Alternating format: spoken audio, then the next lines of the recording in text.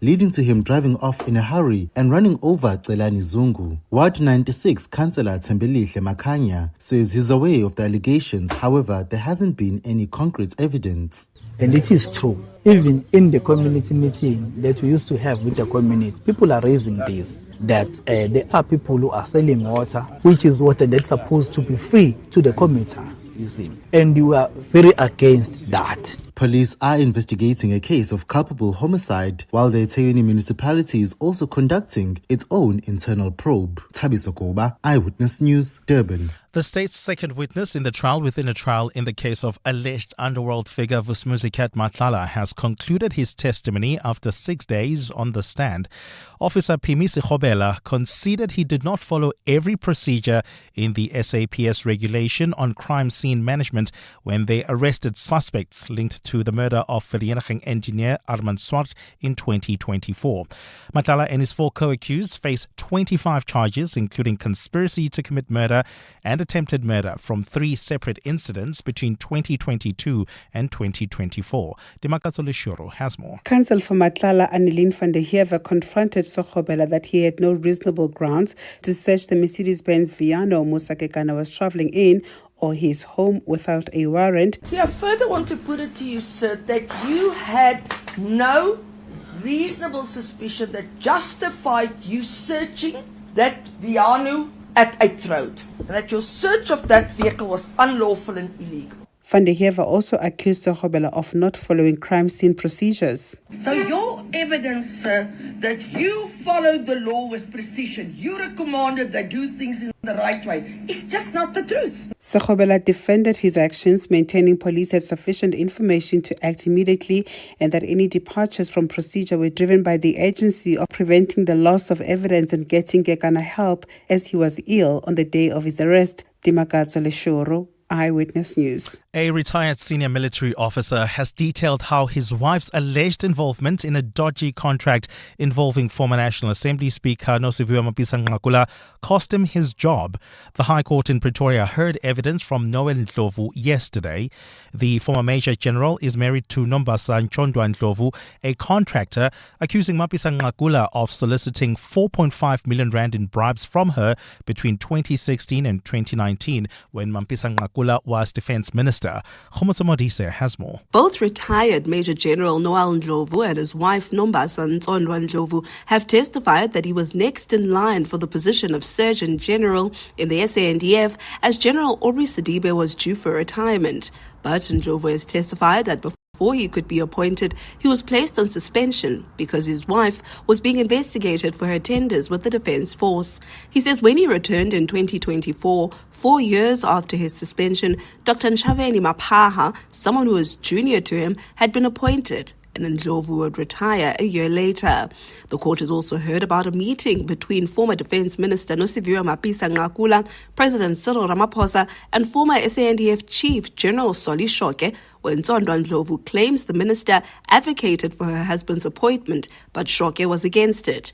Nzondwa Ndlovu claims Mapisa-Nqakula tried to solicit 2 million rand from her to secure Ndlovu's appointment, but she refused. Khomotso Modise, Eyewitness News, Pretoria. And Venezuela has updated the death toll from last month's twin quakes, saying 6,125 people died. The updated figure comes weeks after the 7.2 and 7.5 magnitude quakes struck, causing nearly 200 buildings to collapse, mostly in the worst-hit coastal state of La Guaira. The previous death toll had stood at 5,546. Rescue teams and family members continue to sift through the rubble in search of victims and loved ones, with nearly 17,000 people injured in the tremors. Almost 24,000 people in La Guaira and Caracas are living in makeshift shelters following the earthquakes.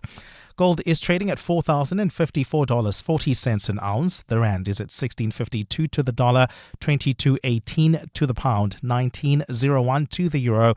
Brent crude oil is at $84.74 a barrel. And in the traffic, there's been an accident on the N12 East. It's in Eldorado Park, right near the Golden Highway. It's causing delays. There's also queuing traffic on the Mark 1 North between Boyson's Road and the Crown Interchange. And in your sport, pressure's on Banyana ahead of tonight's must-win WAFCON match with Burkina Faso. Kickoff is at 10. Last night, Algeria and Morocco advanced to the quarterfinals. The PSL has banned Richards Bay from hosting home matches at their Umkhlatoze Stadium. And Pakistan fight back through Shafiq's century and Azam's 87 on day 2 of the second test with the West Indies. A fine day in store for Gauteng. Johannesburg starting at 3 degrees, peaking at 20. Pretoria 6 and 22. Vereniging 1 and 21 degrees. The top story in EWN this hour. Water tanker drivers have been accused of selling water to residents in Adams Mission in Durban. EWN, in touch, in tune, and independent. For the latest, visit ewn.co.za or download the EWN app. Is breakfast with Bongani Bingwa On 702. Let's walk the talk.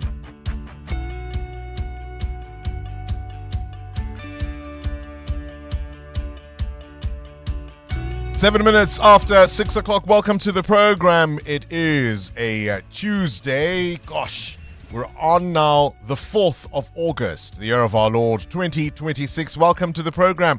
My name is Bongani Bingwa.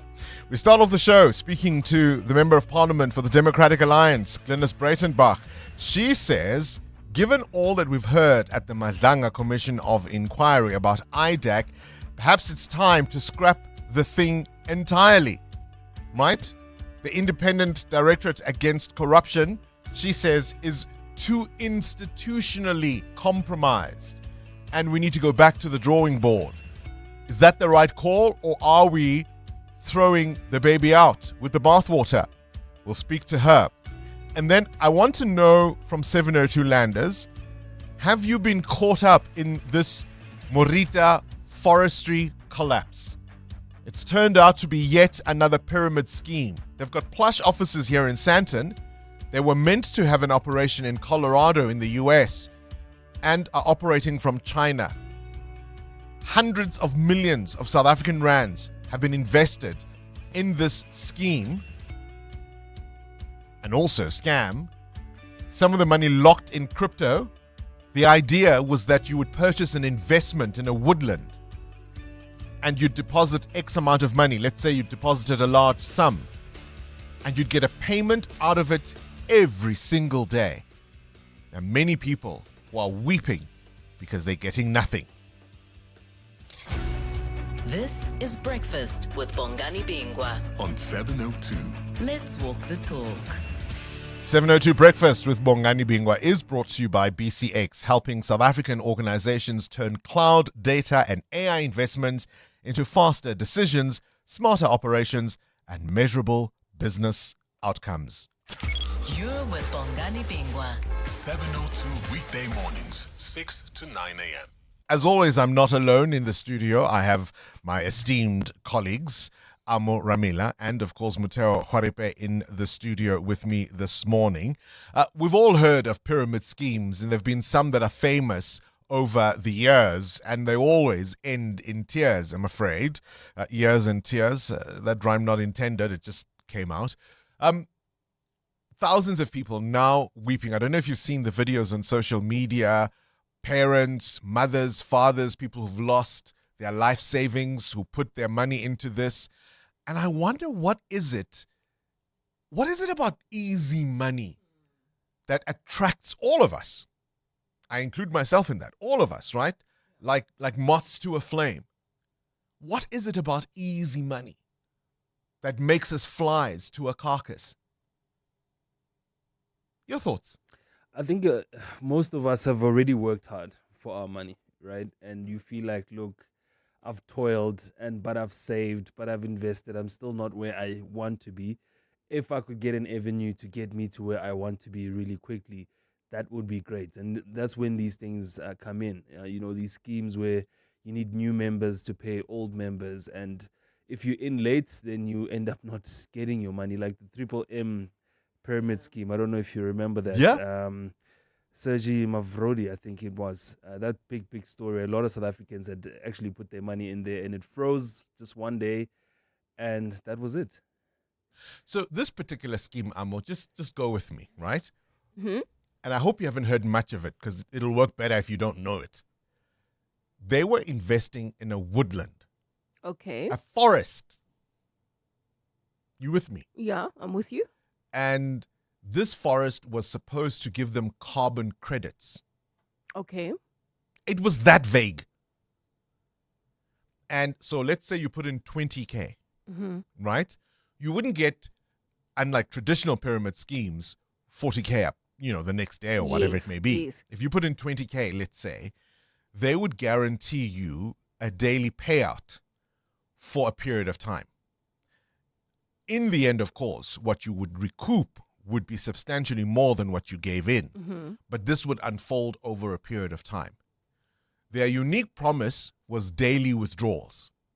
So if, for example, you put in, say, the 20K that I'm describing, they would promise you, 2,000K over 6 months, let's say. I mean, I'm using an example of the kinds of things they were told. I'm not saying this is exactly what happened How in it this was case, operating, right? yeah. But it was sort of like that. So you can imagine if you're getting 2K every day over 6 months, it's substantially more than the initial 20K you would have invested. So this is how people were sucked in. And then, of course, people were withdrawing, and they were withdrawing, and they were used to withdrawing until they couldn't any longer. Because there's no more money. My fundamental difficulty is, what is it about a forest or a woodland that would make the ordinary person think there's money there? How do I turn, because I'm investing in a woodland? Yeah, it's not like farming where you know that there's, Even with farming, how can potatoes give me that money every day? Or spinach or cabbage? Do you understand what I mean? You're often told not to worry how the money's made, but just worry about the payout. That's what you're sold. So you never really think about, what are the mechanics of how I'm going to make this money back?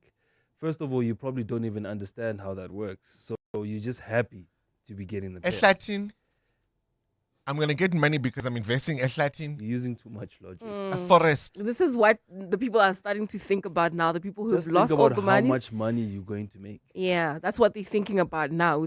Actually, what was I thinking? Amo, please help me. What is the Sotho or the Setswana word for forest? What is Ehlathini? Sekgwa. Sekgwa. O tlo ntsha tjhelete ya hao, your life saving, to invest in sekgwa. Now, if I'm getting the story wrong, I'd love to hear from 702 landers who did invest in Morita Forestry. I'd love to hear from those who got in early and maybe were able to get something out. I'd love to hear from those of you who invested and are now crying because you can't get your money out. I'd love to hear from anybody who was pulled in by the various messages they saw on Facebook, they saw on WhatsApp, they saw on TikTok. Because one of the other things they did was they pulled in a bunch of influencers who were telling people this is a solid bet. And some of these influencers, of course, were given all sorts of gifts by Morita Forestry. They were given cars, they were given trips. And so they were saying, this is a sure bet, this is a sure... Look at my car. Look at what they've given me. Surely you will get your money back. And people were duped. And I'd love to hear from you. We've got some videos of people that have been posting, of course, all over social media, angry investors who've been crying about losing their monies and the fact that they're not going to get some of those monies back. Have a listen to this kind of thing. Can we get this one? Our return of investment. Can we get our return of investment only? Yeah. Only. Yes. Because this it happened when they start number carbon break. Carbon credit. Yes. I wonder if it was for that. We're still cruising nicely. I need to go. Guys, I'm not leaving you just like that. We're going to communicate. Bridge, what do you say about that? I said I cannot commit to it. I want to. You are going to get paid. When is Puleng? Because we're always getting updates. You've got different managers again. There is run. Yes. So what you're hearing there, of course, is angry investors confronting one director, one Puleng Violet Pagisi, who is at pains to explain to these people what might have happened to their cash, but they want none of it. So okay, Sispula, you are saying the company is still around. I don't think Sispulengi, are you saying the company is still around? Are we still safe? Are we still safe with Morita? You are safe with Morita. You are safe with Morita. And then she explains, no, it was the banking system and how centralized it is. And remember, you're meant to spend this money to get that much money for this carbon. She gives all these long-winded explanations, but people say, we just want our money. No explanations, no fancy footwork, no fancy words, big words being used. Where is our money? I've just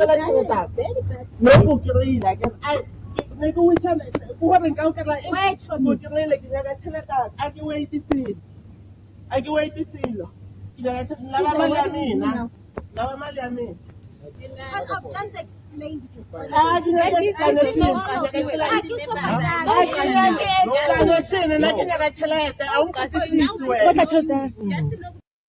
Now have a listen to how Puleng Pagisi explains what has gone wrong and why it is this whole thing, is, yeah. You know what? You hear it in her own words. That has a number for CIPC now. The original CIPC. Phone it now.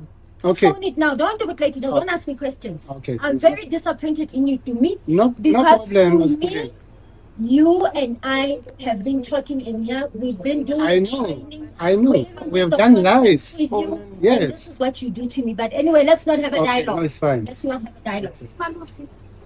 Ladies and gentlemen, I want to assure you, people have and are starting to be paid. It is happening. Excuse me, I'm even dry. My lips are very dry because I've just been speaking. Okay, it's fine. My lips are very dry. Sorry about that. It's dry everywhere. But this has So she's been talking and eventually she says, my lips are dry. Sorry about that. And one of the investors says, we are dry everywhere, not just our lips, our pockets, our bank accounts, our homes, our cupboards. We are dry everywhere. Have you been caught up in this? Send us a WhatsApp voice note on 072-702-1702. You can call us on 011-883-0702 and tell us your story. You're talking about the Morita. I don't know anything about the Morita, but there is a new one, another pyramid scheme called Prestige. Yo, Bongani, people are so much into it. They are taking their money's pension funds to this Prestige fund. What? Another colleague of mine, she told me that she invested 100,000 in that pyramid scheme. And they don't want to be warned, these people. They don't want to hear anything because she was told that from 100,000, she'll get 22,000 rand every month. Imagine, yo. 702 Breakfast with Bongani Bingwa is brought to you by BCX. Built on trusted telecom business connectivity. Powered by cloud, strengthened by security, enabled by AI. 20 after 6, you've got a question of your own? Yeah, I've got a question for you and the 702 landers this morning. Have you had a conversation that changed your life? Maybe it was one with a teacher that believed in you and, steered you to a different direction, or maybe one with a parent that, changed your perspective on something or encouraged you to start something new. I tell you what, for most men, no conversation will ever beat this one, particularly when you hear it for the first time. Honey, I'm pregnant. No conversation will ever top that, especially the first time. Yep. Beat that, Amu. I'm trying to think of command. I'll take it. Oh, I think for a lot of women, and some men, of course, but for a lot of women, I think it's when you have to respond, I do. No? Yeah. I will. think so, yeah, because you then marry it me? changes the rest of your life. Changes everything. It changes everything. Yeah, so I think that I'm pregnant and the will you marry me, Mhm. those are two conversations that can change your life. Yeah, so give us your Curious conversations. about what prompts that question. 702. Weather. certainly not going to be the weather, right? The conversation that changed your life. Wow, the conversation that changed your life. I can't wait to hear from 72 Landers about that one. A fine day in store for Gauteng. Temperatures a little bit warmer than yesterday. Joburg maxing at 20 degrees. Pretoria 4 and 22. Vereeniging 0 and 20. Cape Town cloudy. A high of 22. Mahikeng peaks at 23. Gqeberha 25. Kukompo 22. And Durban 24. EWN Traffic. All right, Amo, what's happening on the roads? Well, Bongani, that accident that was in Eldorado Park on the N12 East has been cleared, but we've got delays still towards the Golden Highway exit while traveling on the Mark 1 North, queuing traffic between Boyson's Road and the double-decker section. There's also queuing traffic on the M2 West. This is just as you head towards Germiston. An accident reported right near Cleveland Road. It's causing massive queues. There's also still moving traffic on the N3 North. This is between the Elands Interchange and Van Buren Road. Please do drive with care. We'll have more updates coming up, but if you see anything else, we're on X at EWN Traffic. There's more EWN on air, online, and on the EWN app. Morning, Bongani and the team. I think the biggest challenge here is that we are an uneducated nation. Financial literacy remains one of the biggest challenges in South Africa and Africa, by the way. And a lot of people invest based on emotions, based on who has recruited them into the schemes. So people hardly do research about what they are putting their money in. And this is what you get, unfortunately. Body, sentient. Yeah, Bongs, good morning. Look, the issue of these pyramid schemes has been, even in churches many years ago. I think it's more desperation, but also greed and wanting things to happen now. And now it is dry in all places. Start your day with Bongani Bingwa on 702. Let's walk the talk. 23 after 6, things you need to know at this hour. The spotlight, of course, returns to the Madlanga Commission today as State Advocate Drusanta Ramsamy takes the stand once again after her explosive testimony last week. You remember she accused the former Independent Directorate Against Corruption head advocate Andrea Johnson of misleading the Commission about her role in those high-profile investigations. In another dramatic twist, a cell phone recording played before the Commission revealed Johnson allegedly advising Ramsamy to leave the country if she was called on to testify. So we'll hear more of what we did not know about IDAC. And as I said earlier, coming up, Glenys Breitenbach says, scrap the whole thing entirely. Like she never left.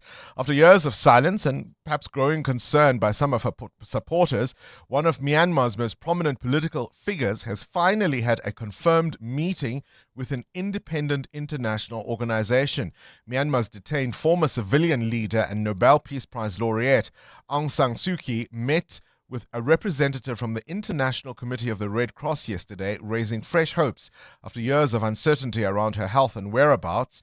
The 81-year-old has been in detention since February 2021, when Myanmar's military seized power in a coup, overthrowing the democratically elected government she had led and plunging the country into political turmoil.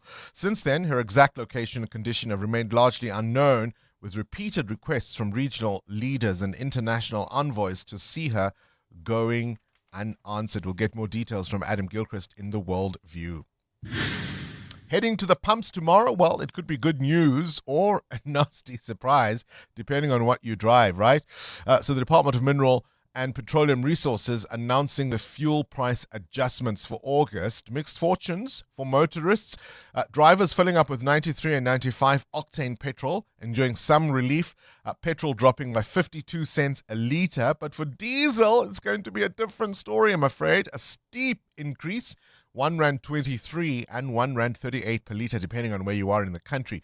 So if you're a diesel vehicle driver, best you fill up today, because from tomorrow, from midnight, it goes up. Number 44, the 44th President of the United States and the nation's first African-American President, Barack Obama. He'll be celebrating his 65th birthday today. He's only 65, hey? Born on the 4th of August, 1961, Obama, you could argue, forever changed American politics. And she shares that day, by the way, with the Duchess of Sussex, Meghan. Do we still call her Meghan Markle? She turns 45 today. What is the best pop song that's ever been written, in your view? Nail your colors to the mast. I'm not talking about your list. I'm not talking about your top 3. And it doesn't have to be your favorite song, by the way. It doesn't have to be the song that you play all the time. But you listen to it and you think, this was complexity. This was perfection. And nothing else beats it. The best pop song ever written. Muteo? For me, it would have to be Brenda Fassie, Too Late for Mama. And I'll tell you why. It was a popular song, but when I got to the lyrics and what they really meant, it confused me that people danced to it with joy. You know, it was one of those songs. And the rhythms. It was just... Say what you like about Chico Twala. Yeah. He wrote so rhythmically. And Brenda's voice at the peak of her powers. Yeah, okay, I see you. I would say that I rate that song better than Weekend Special. As phenomenal and as seminal as Weekend Special was. Amu? My one is still a bit young. It's 25 years old, written by Pink. It's called Just Like a Pill. Just Like a Pill. Yeah. Best pop song ever written. Best pop song ever written. Nail your colors to this. This is the hill you will die on. This is the hill I will die on. Sviso? Best pop song ever written? Has to be Michael Jackson's Thriller. It's a movie. Thriller? It's a movie. It's a movie in a song. You're listening to you're basically listening to a movie in a form of a song. For me, it's a song that on this day in 1984 topped the US Billboard charts. From that guitar riff, come on.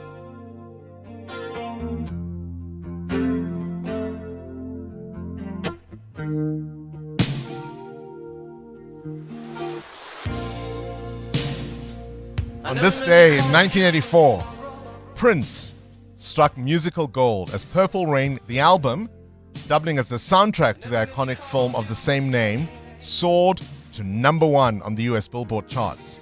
The album, of course, has hit songs like When Doves Cry, Let's Go Crazy, and this unforgettable classic, Purple Rain.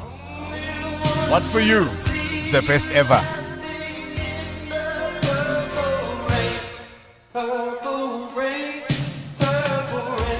This is a song about yearnings, Fiso.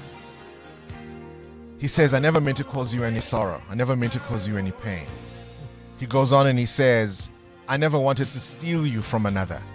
I didn't want to be your weekend lover. He found this person in a relationship with somebody else. And for a time they thought they could make it. But honor demands he now must walk away. He only ever wanted to see this person dancing with joy. Think of rain, think of water, think of joy, think of life, think of baptism, think of cleansing, think of the color purple. That's the joy he wanted her to feel. And because he can't have her, honor demands he must walk away. But he only ever wanted her to sing and to dance under the purple rain. Aye, man! 702. The newspapers. What's in the papers? Poetry in motion. Listen, in New Zealand, the country has officially recognized English as one of its languages. I was shocked as well. I thought it was the official language in New Zealand because 90% of the population speaks the language, but it's now been officially recognized after a bill was passed. And despite it already being the most widely spoken language, there has been criticism that, well, this has already been assumed. Why do we have to officialize it? All right, the front page of the Business Day, I think Mateo told us this yesterday. Tighter crypto rules trying to curb illicit flows. Remember, of course, we were on the grey list not too long ago. And the front page of the Sowetan has a picture of Banyana standing united as one. EWN. Mateo's asking us about the conversation that changed our lives. Was it when you said, I do or you will? Was it when you heard for the first time that you were going to be a parent? What's that conversation that changed your perspective in your entire life's trajectory? What prompts the question? Bongani, JSE-listed property fund Storage Property is acquiring a portfolio of 10 established properties for around 387 million rand from Extra Space. Concurrently, the group has secured a management agreement to oversee an additional 6 Extra Space self-storage properties. In addition to that, the company has a development pipeline of 22 new properties. Now, Storage reported a property operating revenue increasing by 5.8% to 1.4 billion rand. This was in March of 2026. So how did this seemingly boring business start? Well, a father, Les Lucas, who was in construction at the time, had a conversation with his sons around 2004, telling them he had a project overseas and was looking to store his belongings while he was away, right? So the sons do some research. After trying to search for their father's request, the sons, Gavin and Stephen Lucas, couldn't find one such service and decided, after some consideration, that this could be a really, really big gap in the market. They built one in Edgemead in Cape Town in 2006, and today earning and owning well more than 80 properties. So one of those things, a conversation in the house. Sounds like a Netbank Business Ignite. That's how it starts. Solving a problem. That's how it starts. All right, where's the rand? 16 Rand 52 against the US dollar, going flat this morning. Exactly 19 Rand against the euro. 22 Rand 17 cents against the British pound. Price of gold at $4,054 an ounce, or platinum is at $1,644. Brent crude up 1.8% this morning at $84 a barrel. More business after 7. Remember, I predicted earlier in the year that in April it might be at 16.52. It's a few months late. Spisa Zulu, what you got? Thanks, Bongani. Good morning. The DA's challenge to South Africa's Expropriation Act is expected to remain under the spotlight as hearings continue in the Western Cape High Court today. Legal teams for the DA joined civil action groups such as AfriForum and other interested parties in court yesterday as applicants opposing the act. The DA argues a section of the act is contradictory and creates an unworkable process to resolve compensation disputes. The court is expected to decide whether the Expropriation Act strikes the right balance between protecting private property and enabling meaningful land reform. Carlo Peterson reports. The DA says a section of the act requires a court to determine compensation before an expropriation notice is issued. However, another provision only allows the court process to begin after the notice has been served. DA National spokesperson Jan de Villiers. The DA is in court today to protect and to defend property rights. Whether you own a house, a land, apartment or a farm, you have the value of that asset and it should be protected because you've paid for it. The party's second argument is that the act was passed through Parliament after some provincial delegates voted without lawful mandates. Carlo Peterson, Eyewitness News. Eligible citizens who still need to register to vote ahead of the upcoming local government elections can now do so using WhatsApp. The IEC has launched its WhatsApp voter registration to make it easier for South Africans to register to vote or update their residential details. CEO Simon Mabolo says Friday is the deadline for South Africans to ensure that they are registered to vote. By leveraging a platform used daily by millions of South Africans, the Commission is expanding access to voter registration, improving convenience, and ensuring that more eligible voters can register or update their details before the close of the registration period. He is assured that the platform is safe. The platform uses secure identity verification measures, including OTP authentication, ID document upload, address verification, and voting station confirmation to protect the integrity of the voters' roll. Meanwhile, advocacy group Groundwork Collective is seeking to recruit at least 7,000 citizens to volunteer to monitor the upcoming elections. The group is set to launch its virtual Protect Our Democracy program in Johannesburg tomorrow, where volunteers will be trained for nationwide deployments on election day. In a similar program in 2024 during the national election, the group noted thousands of irregular incidents that were later reported to the IEC. Spokesperson Vincent Make outlines the previous findings. Things like a shortage of maybe voting ink or a voting station not opening on the stipulated time, or it could be a certain political party that is basically in the voting.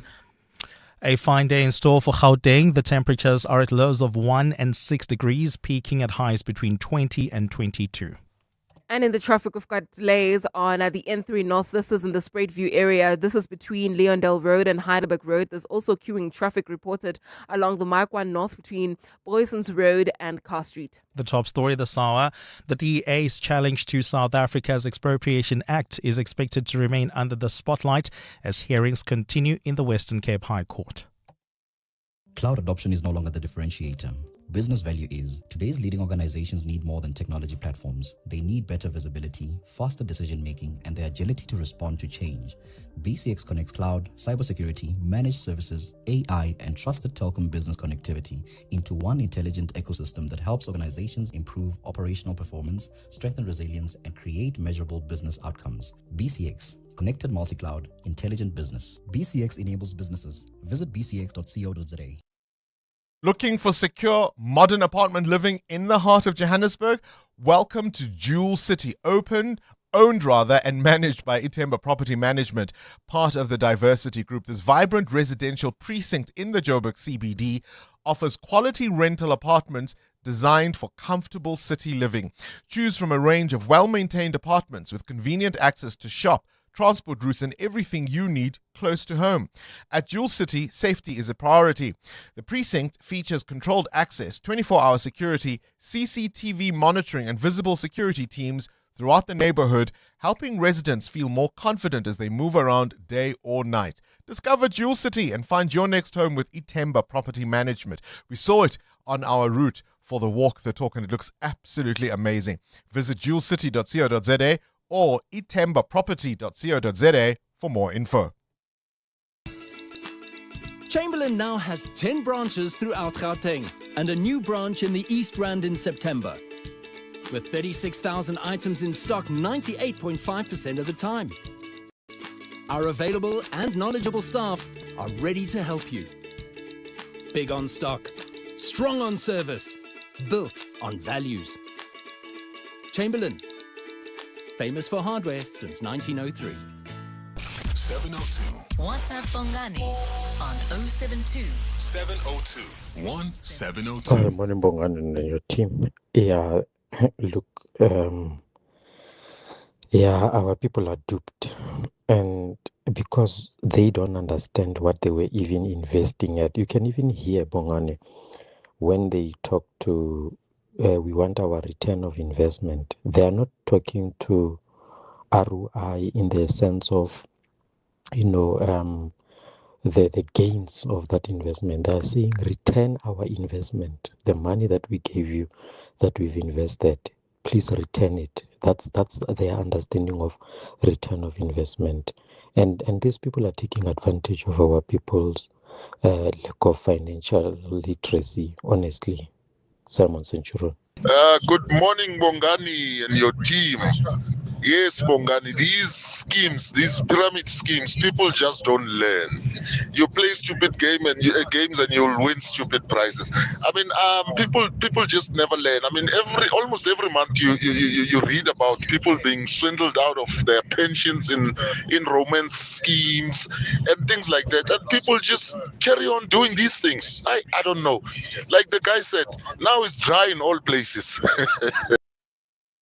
We're talking, of course, about this scheme, yet the latest one. It's just quite unbelievable how many South Africans have lost millions of rands in this scheme, an investment in some woodlands in Colorado.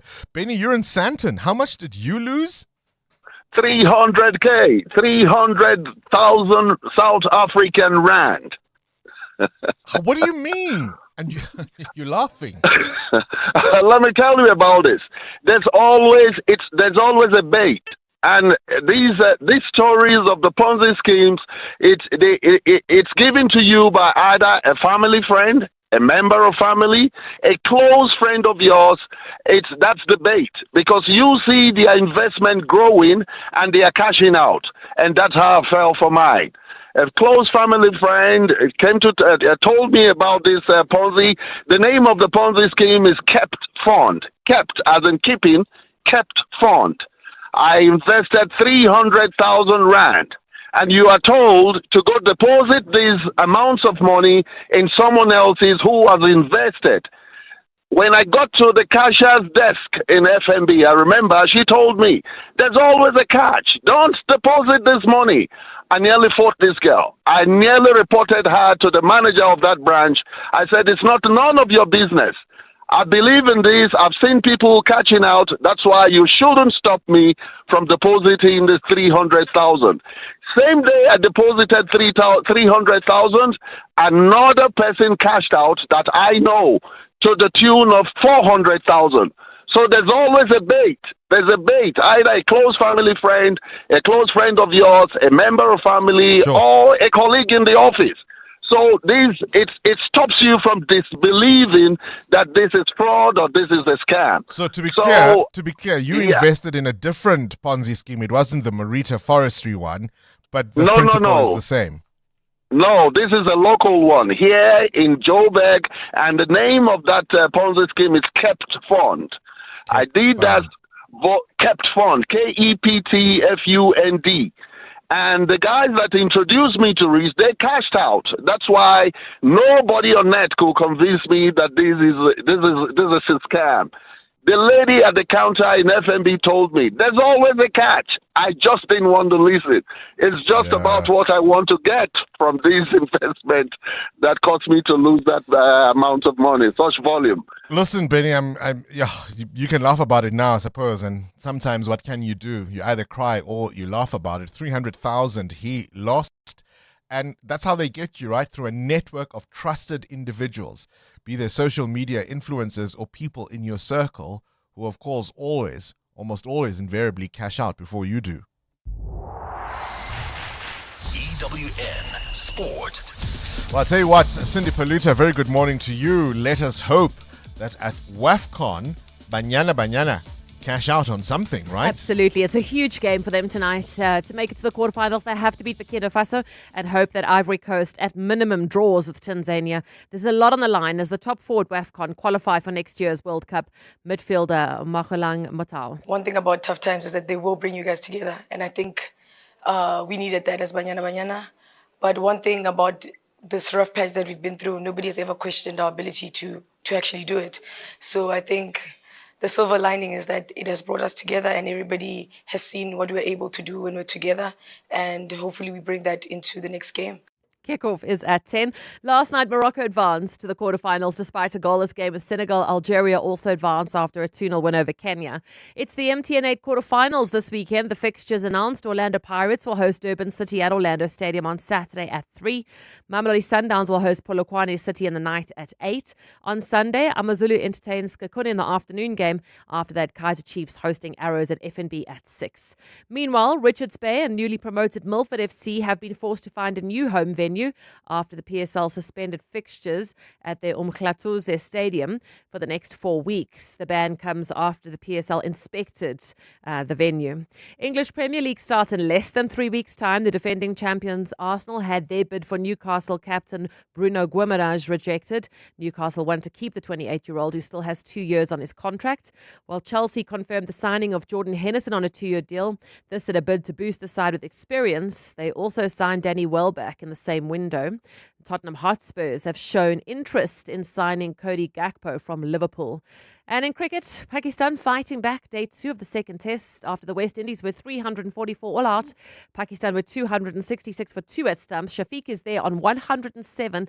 Zam is there on 87. Cindy Paluta, Eyewitness News Sport. The Brainy Kids of the Whiz Quiz on 702. Good morning, everyone. 702. My name is Hamad Mohammed and I'm 12 years old. I go to Tshwane Muslim School. When I grow up, I want to be a doctor so I can help as many people as I can. I am so excited to play this brain quiz with Bongani. 702. Coming up at 7:15, the big interview. EWN 14 to 7, this EWN traffic brought to you by Outsurance. SMS out to 45142 now, and you could save on your car insurance. If you don't, ask them for 500 Rand.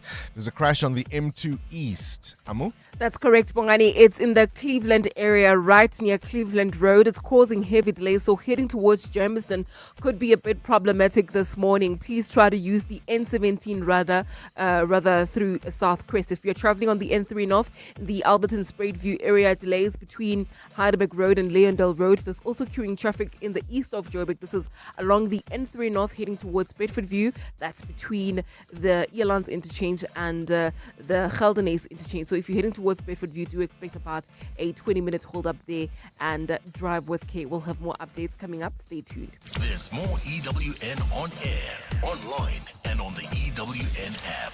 Clever excuses for being late, number 95.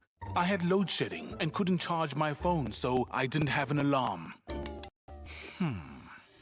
Fortunately, with the Outsurance pointsman on the roads, you no longer have to come up with creative excuses for being late. The Outsurance pointsmen have been easing traffic congestion so we all get to where we need to be quickly and safely for the past 20 years. With Outsurance, you really always get something out. In partnership with 702, Outsurance is a licensed insurer in the FSP. Hi, this is Alia Itzebet, Hollywood Bet's brand ambassador. A reminder that you can still shoot for the stars while playing responsibly. If you or someone you know needs help, call the South African Responsible Gambling toll-free counselling line on 0800 006 008 or WhatsApp help to 076 675 0710. Hollywood Sportsbook is a licensed betting operator. Hollywood Bet supports responsible gambling. No persons under the age of 18 years are permitted to gamble. Winners know when to stop. Take control of your equipment, your billing, and your revenue with PumaTech. Built for all sized businesses in rental, construction, scaffolding, plant hire, and mining. PumaTech gives you real-time, on-site visibility of everything. Your equipment, your materials, across sites, yards, and branches. Simplify stock control, reduce losses, and manage your billing. All in one powerful, locally built platform. PumaTech. Know where everything is. Drivers, winter fatigue creeps in faster than you think. That heater may keep you warm, but it can also make you drowsy. Crack a window. Take your rest breaks seriously. Stay fresh. Stay focused, because when you're behind the wheel of a heavy vehicle, fatigue doesn't just risk your life, it risks everyone's. So stay alert, stay visible, and stay safe. This message is brought to you by the National Department of Transport. This is 702 Breakfast with Bongani Bingwa, brought to you by BCX. Built on trusted connectivity, powered by cloud, strengthened by security, enabled by AI. Good morning, Bongani and 702 lenders. Conversation that changed my life. It's a bit of a funny one. It's a conversation I had with myself, that we sat down and we said, look, it's finally to get a divorce. And it changed everything. It changed how I felt. It changed how I spoke, changed how I behave. It just changed my life. But yeah, that was the conversation I had with myself. Thank you. Bye. We are from Boksburg. Buteo Kharipe wants to know, what's that conversation that changed your life? Who is the whizziest of them all? It's the Whiz Quiz on 702. Up next, we speak to the DA's Glynis Breitenbach about IDAC. She says perhaps it's time to scrap it all together. But in the meantime, let's play the Whiz Quiz. We play this every morning with contestants aged 10 to 13. We've got 10,000 Rand to give away every morning. And today we're playing with Hamad, who is 12 years old, wants to be a doctor later on in life. Hamad goes to the Tshwane Muslim School. Hamad, a very good morning to you. Any idea what type of doctor you might want to become? I'd like to be an ENT specialist. An ENT specialist. All right. Why that choice? Because I went to one and it really inspired me. Helped me to breathe properly. Oh, well, okay. Let's see if you can breathe easily through this one, hey?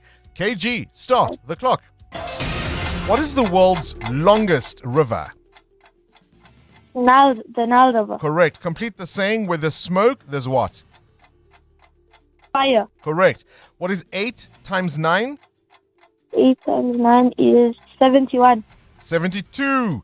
In nursery rhymes, what kind of animal is Itsy Bitsy? Spider. Correct. True or false? South Africa has 3 official capital cities. True. Correct. In which sport does a caddy carry woods, irons, and tees in a large bag? Sorry? In which sport does a caddy carry woods, irons, and tees in a large bag? Golf. Correct. What do we call animals that only eat plants? Herbivores. Correct. How many letters are there in the alphabet? 26. Correct. What is the largest planet in our solar system? Jupiter. Correct. Spell the word different. Different.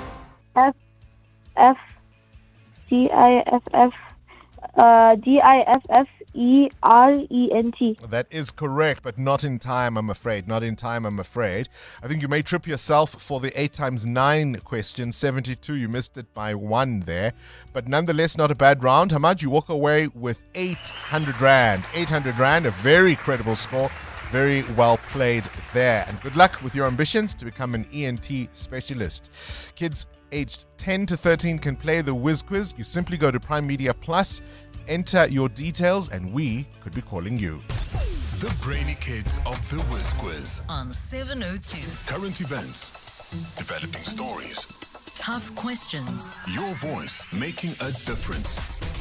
This is Breakfast with Bongani Bingwa. 7 minutes to 7 o'clock. The resignation of Advocate Andrea Johnson and the evidence that's emerged at the Madlanga Commission of Inquiry has sparked questions about South Africa's main anti-corruption unit and whether or not it is fit for purpose. The Democratic Alliance says the Investigating Directorate Against Corruption, or IDAC, is beyond repair and should be scrapped in favor of a new entity, perhaps a Chapter 9 Anti-Corruption Commission. But what would creating a new institution solve? Would we be throwing the baby out with the bathwater? Glenys Breitenbach is a member of parliament for the Democratic Alliance and their chief whip, in fact, joining us now on the line. A very good morning to you and thank you for your time today. Hi, Bongani. Thank you very much. IDAC is only, in essence, 2 years old as an institution. Surely this kind of thing was to be expected early on. Good Lord, no. I mean, perhaps not to this degree. Problems, I suppose in more general terms, problems you might expect might occur, not obviously to this degree, but a young institution still finding itself, this kind of thing can happen. No, absolutely not. IDAC is not a young institution in that sense. It is the reiteration of what the NPA tried to reconstruct as the Scorpion. So it's been done before. There's a lot of muscle memory there.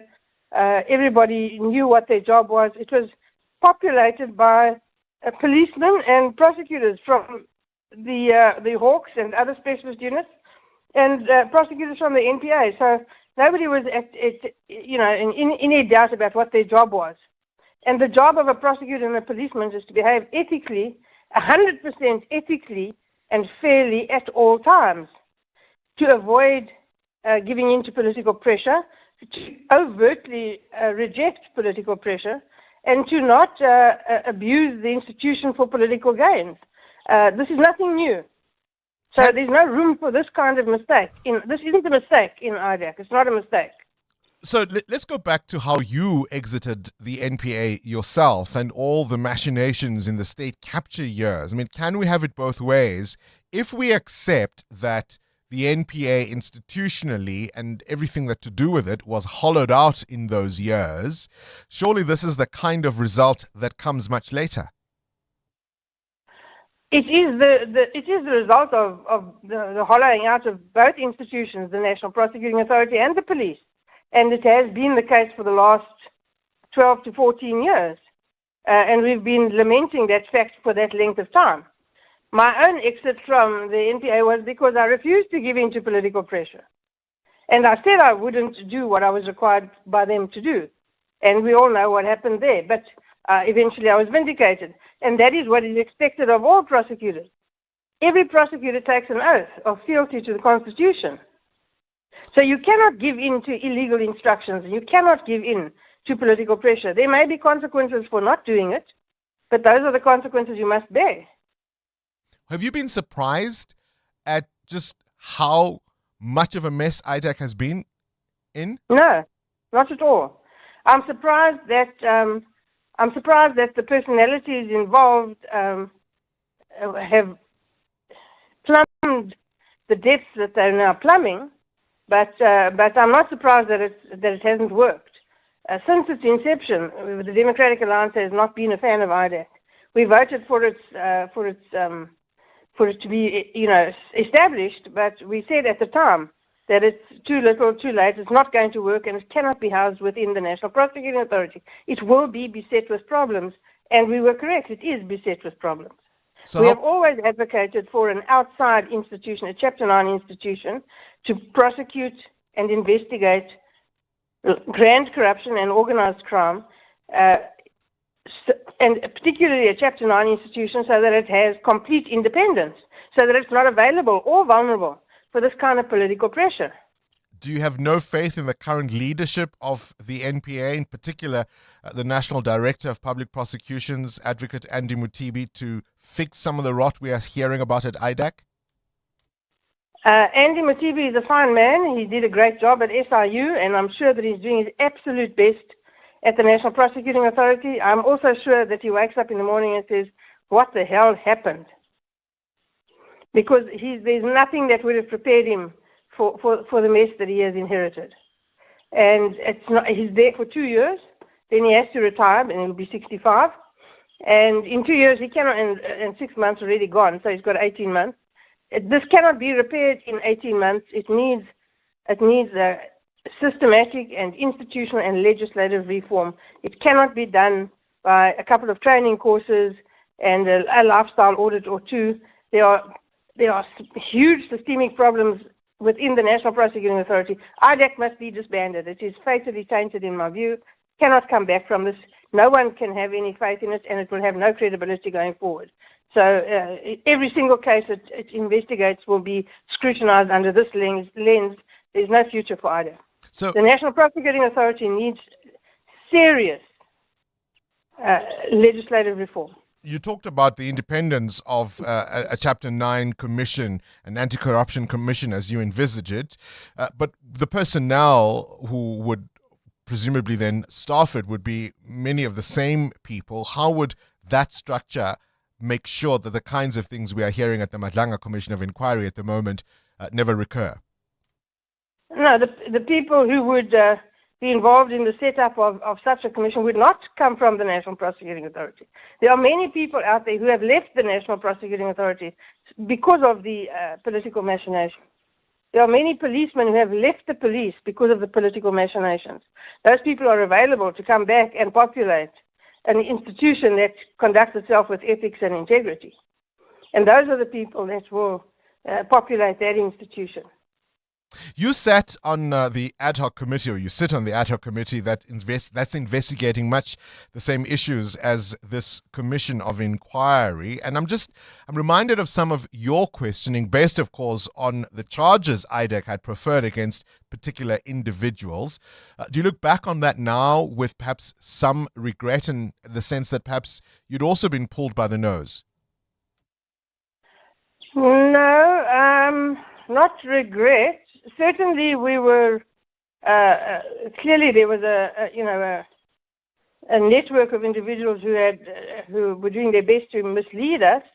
Bearing in mind that Parliament has no investigative capacity whatsoever, the committee was not endowed with any kind of investigative capacity or forensic capacity, unlike the Madlanga Commission, despite the fact that it was asked for. Also, the committee was not allowed any kind of robust cross-examination. It was made clear from the outset that it would not be an adversarial process. So you have to try and cross-examine in the friendliest possible way, which is not really very effective. So that the committee didn't delve into these issues as deeply as Madlanga has done is because of those reasons. Also, what we hope to achieve is something different. The committee has to ascertain what the systemic issues are within the criminal justice system, including the NPA, IDAC, and the police, and come up with ways to resolve those issues, and then ways to implement them through the committees in Parliament, while the Madlanga Commission has to, determine what the issues are in those institutions and then press charges, prosecute, and overturn the issues within those institutions. So they have a different path to us. Yeah. And mandate. Glenys Breitenbach, if some of that questioning was friendly, as you suggest, I'm sure there's one or two witnesses who'd say, gosh, what would she be like if she was adversarial? Appreciate your time. The DA, as a chief whip in Parliament, Glenys Breitenbach, saying, scrap IDAC all together. It's irredeemable. Do you agree? 702. Coming up, the big interview. The big interview focuses on South Africans who have lost hundreds of thousands of rands, in fact, millions. We unpack Morita Forestry. How is it that so many were hoodwinked once again? All to come after this Eyewitness News, brought to you by Outsurance. SMS out to 45142 and you could save on your car insurance if you don't ask them for 500 rand. This is EWN. Drushanta Ramsamy returns to the Madlanga Commission and the High Court in Pretoria. Here's how Mapisa Nqakula's alleged corrupt conduct had a knock-on effect on other people. Good morning, I'm Sfiso Zulu. IDAC prosecutor Drushanta Ramsamy is expected to return to the Madlanga Commission today to continue with her testimony. During her last appearance, Ramsamy testified about alleged irregular decision-making processes at IDAC. She was part of a team assigned to assess allegations that the Political Killings Task Team misused the Secret Service's slush fund. The claims were contained in a whistleblower report that was submitted to IDAC by National Coloured Congress leader and MP Fadil Adams. Alpha Ramushwana has more. During the first part of her testimony, Drushanta Ramsamy played a recorded phone call between herself and former IDAC head Andrea Johnson. The recording provided insight into Johnson's views of the commission, with her using profane language to express her disdain. Advocate Johnson made a startling remark that we got to figure out how you don't go. In other words, find a way for me not to testify before the commission. The commission heard that Johnson instructed Ramsamy in 2024 to conduct a preliminary investigation into the allegations raised in Fadil Adams' whistleblower report. However, evidence before the commission suggests this may have been irregular, as the responsibility for assigning investigation teams does not rest with the head of IDAC. The commission is expected to continue focusing on IDAC-related matters for the remainder of the week.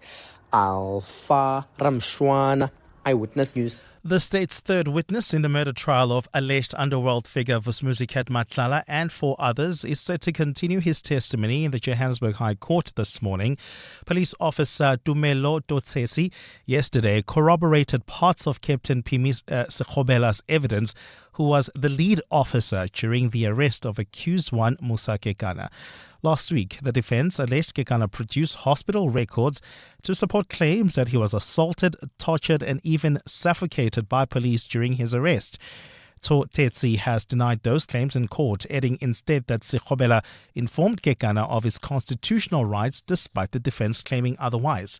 Kekana, Matlala and 3 others are facing 25 charges, including that of conspiracy to commit murder and attempted murder. Dimakato Leshoro has more. Lieutenant Colonel Tumelo Tsoteti took the stand after lunch after his colleague Captain Pimi Sekgobela concluded his testimony.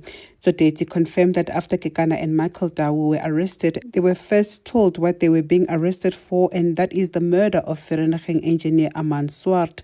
He also echoed Pimi Sekgobela's version that Kekana and Dawu were informed of their rights when they were arrested, and they confirmed they understood them. Tsoteti testified in his evidence in chief, contrary to Kekana's version, that Kekana was not assaulted. Speaking through an interpreter, this is what he said when asked. No, there is no stage where the accused was assaulted in my presence, and I did not take part in assaulting the accused, and I wouldn't allow that. Tsoteti is likely to face cross-examination today as the trial within a trial continues. Dimakato Leshoro, Eyewitness News. A retired senior military officer has detailed how his wife's alleged involvement in a dodgy contract involving former National Assembly Speaker Nosiviwe Mapisa-Nqakula cost him his job. The High Court in Pretoria heard evidence from Noel Ndlovu yesterday. The former Major General is married to Nombaza Ntshondwa Ndlovu, a contractor accusing Mapisa-Nqakula of soliciting 4.5 million rand in bribes from her between 2016 and 2019 when Mapisa-Nqakula was Defence Minister. Khumotso Modise has more. Both retired Major General Noel Ndlovu and his wife Nombaza Ntshondwa Ndlovu have testified that he was next in line for the position of Surgeon General in the SANDF as General Aubrey Sidibe was due for retirement. But Ndlovu has testified that before he could be appointed, he was placed on suspension because his wife was being investigated for her tenders with the Defence Force. He says when he returned in 2024, 4 years after his suspension, Dr. Nshaveni Mapaha, someone who was junior to him, had been appointed, and Ndlovu would retire a year later. The court has also heard about a meeting between former Defence Minister Nosiviwe Mapisa-Nqakula, President Cyril Ramaphosa, and former SANDF Chief General Solly Shoke, where Ntshondwa Ndlovu claims the minister advocated for her husband's appointment, but Shoke was against it. Ntshondwa Ndlovu claims Mapisa-Nqakula tried to solicit 2 million rand from her to secure Ndlovu's appointment, but she refused. Khomza Modise, Eyewitness News, Pretoria. And US President Donald Trump's Board of Peace has assured Prime Minister Benjamin Netanyahu that Israel's withdrawal in Gaza would only begin after Hamas's complete disarmament following his objections. 2 members of Netanyahu's security cabinet had urged a vote to tear up the deal championed by Trump after the board released a text that called for Israel to begin its phased withdrawal. Netanyahu's office said it had raised concerns to the US after Trump on Friday hailed as a major milestone an agreement by Hamas to hand over weapons to a Palestinian governing committee.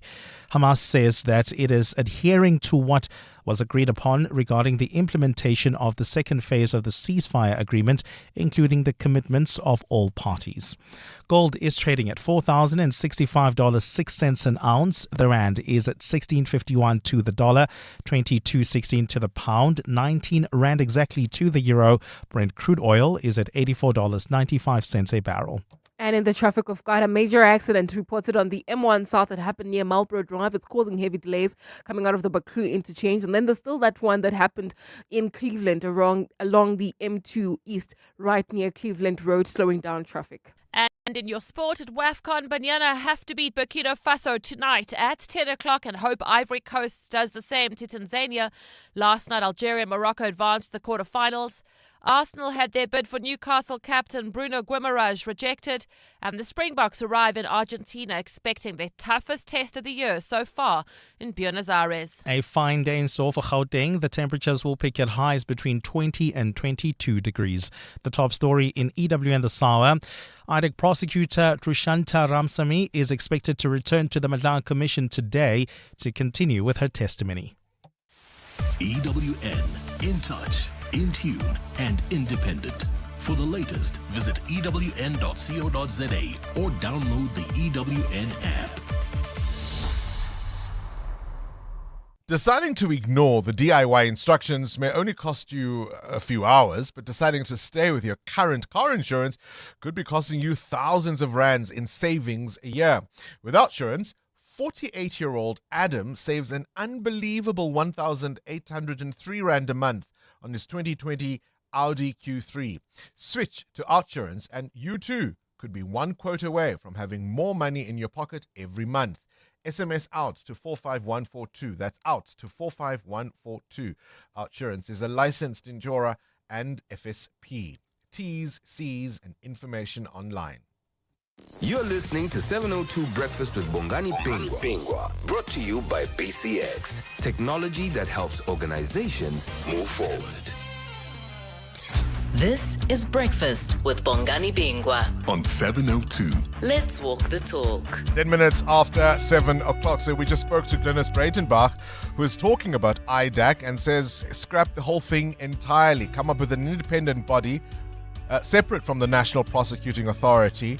Recruit from the get-go, recruit new people. And she's also arguing that we've done this before. We started the Scorpions, make it that strong? Give it teeth? And will that be what will solve the rot? We're expecting to hear more, of course, of what's been happening at IDAC, at the Madlanga Commission of Inquiry, as it resumes proceedings today, with the IDAC prosecutor, Drushanta Ramsamy, expected to return to continue with her testimony. You'll remember how explosive things got just last week. The other story we're keeping an eye on, of course, is happening in the Johannesburg Magistrates Court. This is now Brown Mokgotsi, who is facing all sorts of charges, including an alleged assassination attempt. You remember, of course, he's also accused of staging an attack in Vosloorus in November last year, when he claimed that unknown assailants had tried to open fire on his own vehicle. Yesterday, in court, his lawyer, William Sikhaja, sought to downplay the alleged assassination attempt, or even the forgery of it. And he came up with the most, well, should we say, colorful explanation. Have a listen. Yes, and just so we highlight, this is not a crime wherein it is murder or robbery against any particular person. We're not dealing with such a situation wherein there was someone who was actually murdered or attacked in relation to this particular matter. It is a different kind of a crime. The allegations are that it was a crime against the motor vehicle. That is it. So what informs the state that these particular witnesses will actually be threatened when there was no threat upon any particular person in relation to this particular crime? So, for context, one of the things they were asking for is they were asking for a list of the state's witnesses. Now, there's been an allegation that previously, when a state witness was named, it's alleged that Mokgotsi's wife went and approached said witness. So the state now refuses to divulge who is on its list for fear that they may be intimidated. And the lawyer's argument there, as you've just heard it, he says, well, hang on, this is a crime against a car. Why would we want to intimidate any witness in a crime against, or in a crime allegedly against a car? Bearing in mind, his client is accused of staging an assassination attempt. What has he just done there? But admit that his client did what the state is accusing him of doing. Isn't that amazing? This is Breakfast with Bongani Bingwa on 702. Let's walk the talk. I've got good news and bad news. If you're heading to the pumps, drivers filling up with octane petrol will get some relief. Prices dropping by 52 cents per litre. But bad news for diesel users. Steep increases over R1 per litre from midnight. Crunch time for thousands of Gauteng parents. The Gauteng Department of Education saying it's ready to deliver a smoother online admissions process for grade 1 and grade 8 placements for 2027. Alleged forced labor, that's the rationale behind the US's latest attempts to impose sweeping tariffs on countries around the world. From Norway to Canada, from China to Australia, Angola, and yes, even South Africa. We're all accused of failing to keep products made through child labor out of the US market, and we're told that's now a burden to American consumers. It's obviously a legal maneuver around the earlier US Supreme Court decision that told the Trump administration it did not have free rein to impose tariffs. And on this day in 1990, the music world announced the arrival of a new diva, Mariah Carey. Her debut single, Vision of Love, soaring to number 1 on the Billboard Hot 100. Find me eventually. I had a vision of love, and it was all that you've given to me.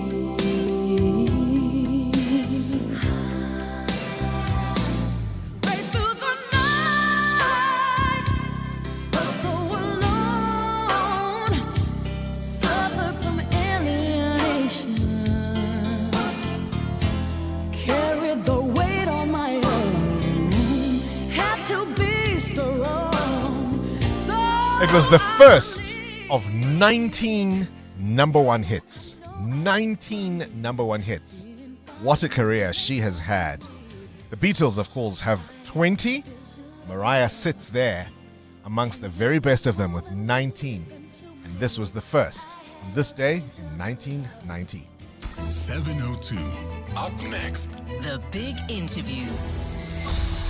EWN Traffic. 16 after 7. Let's catch up with the roads. Amo, what's happening on the M1? There seem to be delays there. That's correct, Bongani. This is in the Kelvin area, just as you approach the Grayston Drive off-ramp. That's due to a major accident that happened right after the Baklu interchange. About a 20-minute hold-up there. Please be on the lookout. If you want to avoid this backlog, try to use the N3 South through the Marlborough Gardens area to head towards Sandton. And then if you're traveling in Morning Glen, we've got delays along the intersection of Kelvin Drive and Rivonia Road. There's also queuing traffic reported along the N1 North between Beyers Naudé Drive and Winnie Mandela Drive. This is due to peak time delays there. And then in Fourways, we've got faulty traffic lights reported. This is at Cedar and Witkoppen as well as at Fourways Boulevard. Please be on the lookout there and approach with care. More updates coming up. Stay tuned. There's more EWN on air, online, and on the EWN app. 702. The Big Interview with Bongani Bingwa. 17 minutes after 7 o'clock. All right, so we're talking today about the Morita forestry collapse.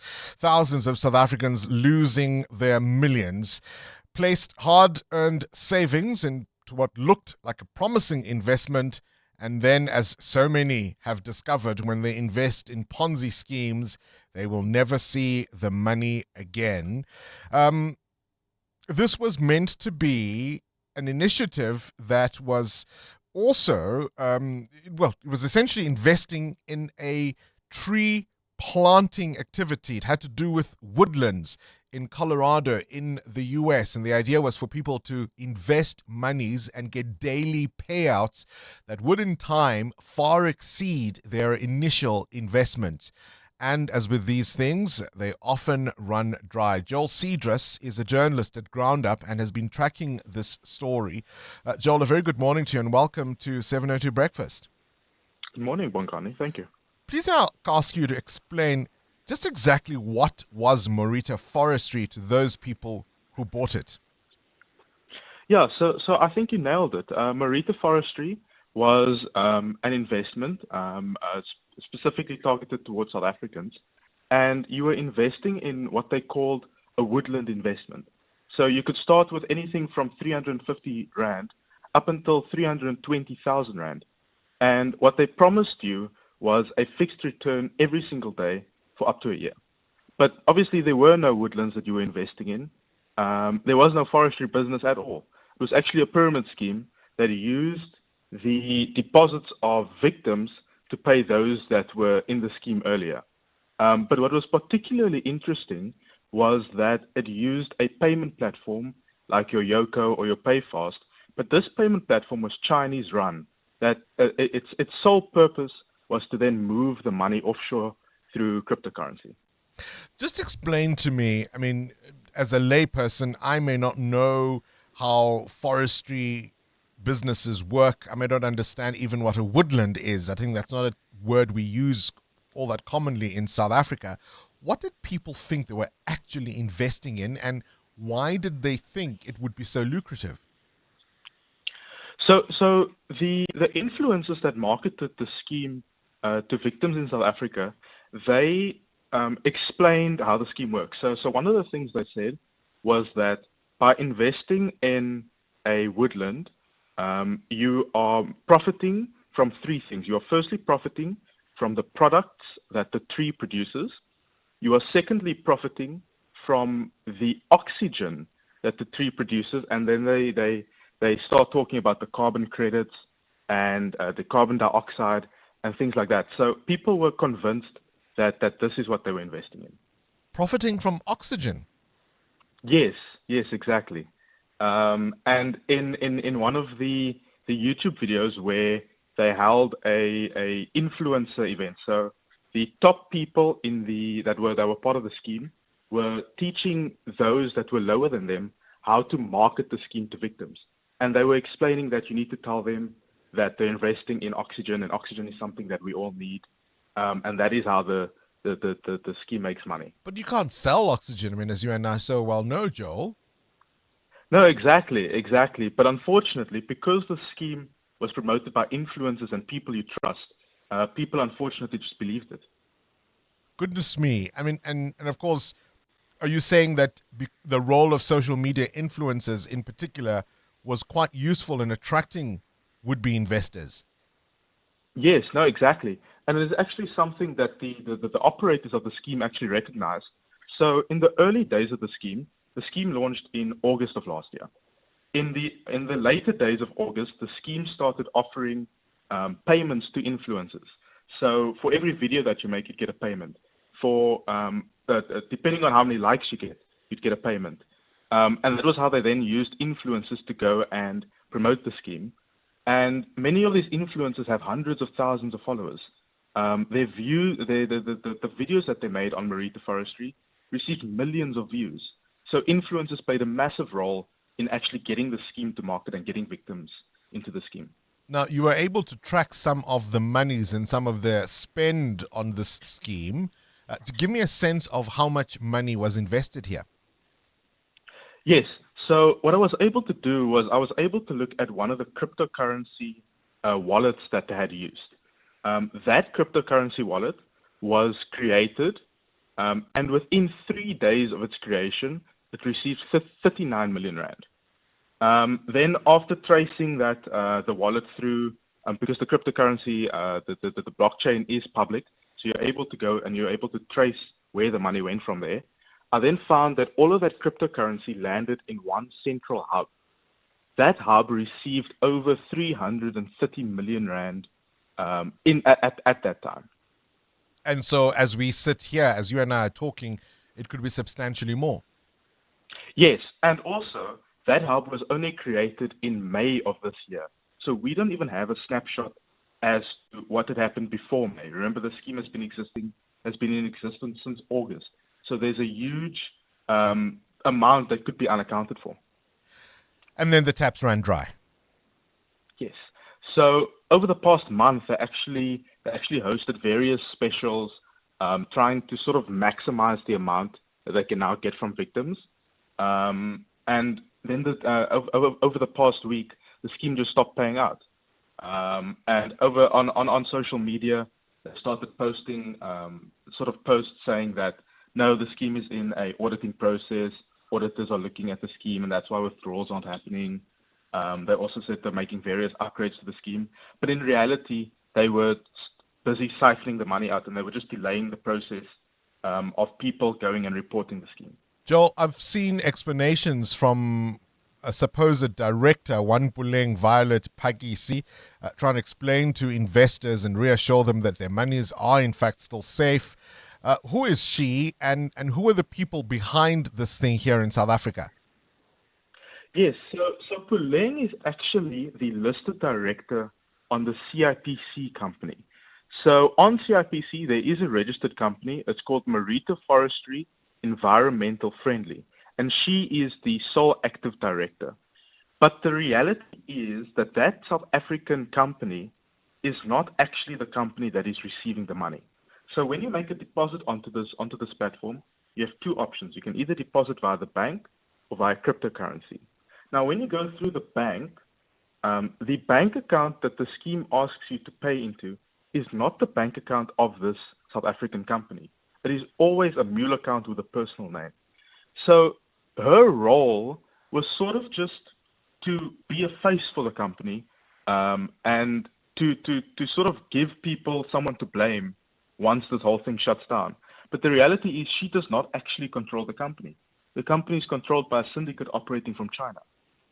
Could anyone have warned would-be investors about what would happen to their money? Look, you can warn investors, but the issue is that because it came from people that you trust, because it came from influencers, it came from prophets, those warnings go in and out of your ears. It's difficult because it comes from people that you trust. And in order to join the scheme, you needed an invitation link. So someone that you know has to invite you, or someone that you follow has to invite you.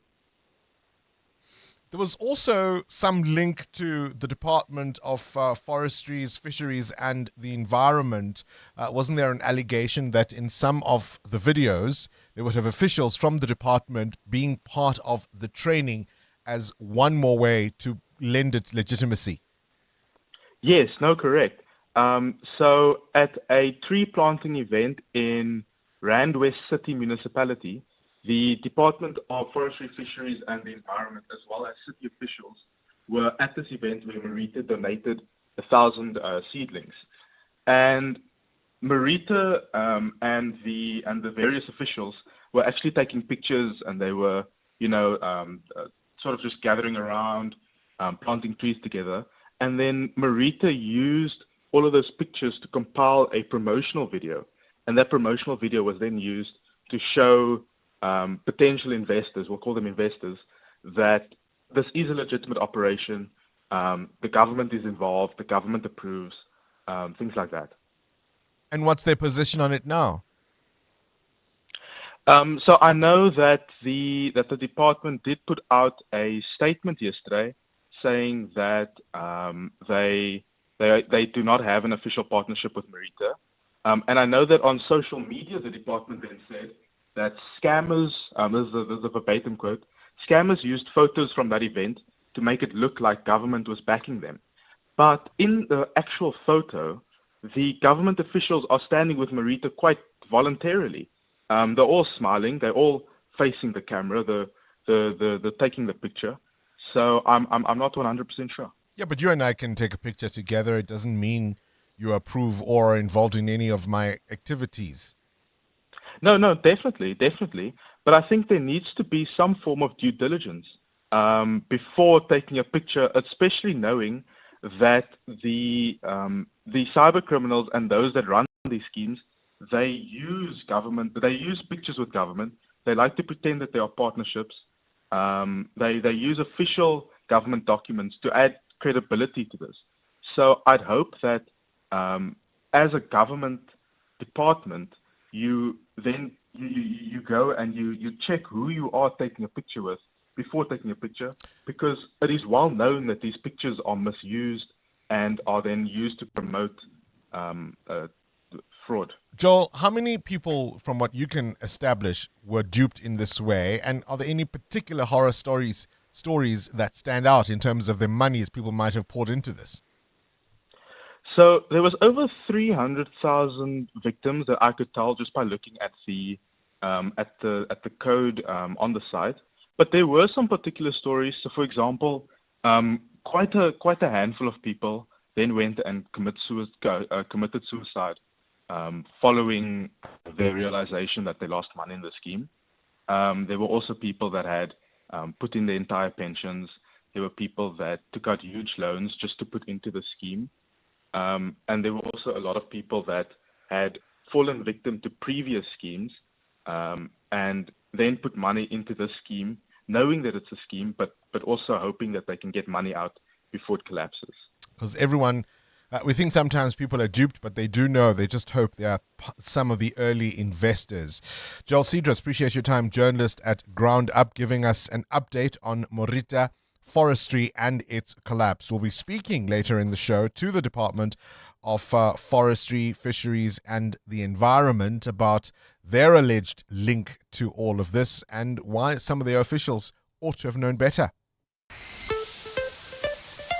EWN Business. Say what is a real investment, Muteo Kharipa, is of course money in Telkom, which has dialed in better earnings. Yeah, Telkom is in a good position driven by strong demand for its mobile and fiber services. The telecommunications group reporting a 10% increase in earnings to 3.1 billion rand, while total revenue rose to 2.5% at 11 billion rand compared to last year. Data services now accounts for more than 62% of Telkom's total revenue. Revenue from mobile and fiber increased to 6.9 billion rand, essentially 7 billion. The strong performance helped offset the continued drop in traditional fixed line services. Telkom also benefiting from tighter cost controls at the company, and then looking at the reduced maintenance expenses that they went through in this particular period. So all in all, a good share to have. All right, where are we on the markets? Well, Amazon's market value are topping $3 trillion for the first time on Monday, helping throw a sharp rally in tech shares in the U.S. Its shares opened up at 5%. At $285 a share. That pushed up tech shares in the US. Nvidia shares were also up. Google parent company Alphabet and Microsoft also up on the day. In Asia this morning, South Korea's Kospi rising by 1.4%. The small cap Kosdaq up 3%. Japan's Nikkei up 0.7%. Just a buoyant trading day for Asian shares this morning. Where's the rand? 16.51, still in a strong position against the dollar, exactly 19 rand against the euro, and 22 rand 16 cents against the British pound. Price of gold at $4,060 an ounce, or platinum is up close to 0.5% at $1,645. Brent crude up 2% at $85 a barrel. More business after 8. Straight to the news desk we go now. Sfiso Zulu, the Apex Court deliberating on expropriation. That's right, Bongani. Good morning. The constitutional challenge to the Expropriation Act continues in the Western Cape High Court today, with the Institute of Race Relations expected to present its case against the legislation. Legal teams for government and the applicants packed the courtroom yesterday as arguments from AfriForum, the DA and other interested parties were heard. The outcome of the case could determine whether key parts of the legislation survive or are amended or are struck down entirely. Carlo Peterson has more. The Institute of Race Relations is set to argue expropriation without compensation amounts to state confiscation rather than lawful expropriation. AfriForum yesterday argued property may be expropriated subject to compensation. The forum spokesperson Ernst van Zyl. Private property rights have been under relentless attack for years by forces that want to abolish this right in South Africa. However, AfriForum will not let them succeed. The application is being opposed by government and the EFF as an intervening party, supporting expropriation without compensation. Carlo Peterson, Eyewitness News. With the final voter registration weekend now complete, the Cooperative Governance and Traditional Affairs Department has confirmed that the 2026 local government election date will officially be gazetted on Friday. The move follows President Cyril Ramaphosa's proclamation of the election date earlier this year. Minister Velenkosi Hlabisa says once the election date is gazetted, the voters' roll will officially close, which means that no new voter registrations will be accepted after Friday. Department spokesperson Pearl Masego Pingose. The strong turnout during the recent voter registration weekend was encouraging and demonstrated South Africa's commitment to democracy. Those who have not registered or who need to update their registration details are encouraged to do so. Every registered voter strengthens our democracy. Make your voice count. Demand for new energy vehicles has more than doubled in South Africa. Car sales data from the National Association of Automobile Manufacturers of South Africa shows traditional hybrid electric vehicles accounted for nearly half of all new sales. Plug-in hybrids made up almost a third of the market, while fully battery-powered electric vehicles accounted for just under 14% of sales. The association says this is an indication that South Africans are taking more gradual approach to electrification. The industry body's chief economist, Paulina Mamohobo, says consumers also have affordability and practicality in mind. Electrified vehicles now actually account for 6% for domestic new light vehicle market, meaning that approximately 1 in every 17 new vehicles sold in South Africa is electrified. And Cuba has struggled to restore power after another nationwide blackout with the extended darkness. In pitch black Old Havana, residents stood on balconies and hung out of windows, thumping kitchenware and clapping in an hour-long protest as power cuts began on Sunday. Cuba is struggling to keep the lights on due to aging infrastructure and a biting U.S. energy blockade.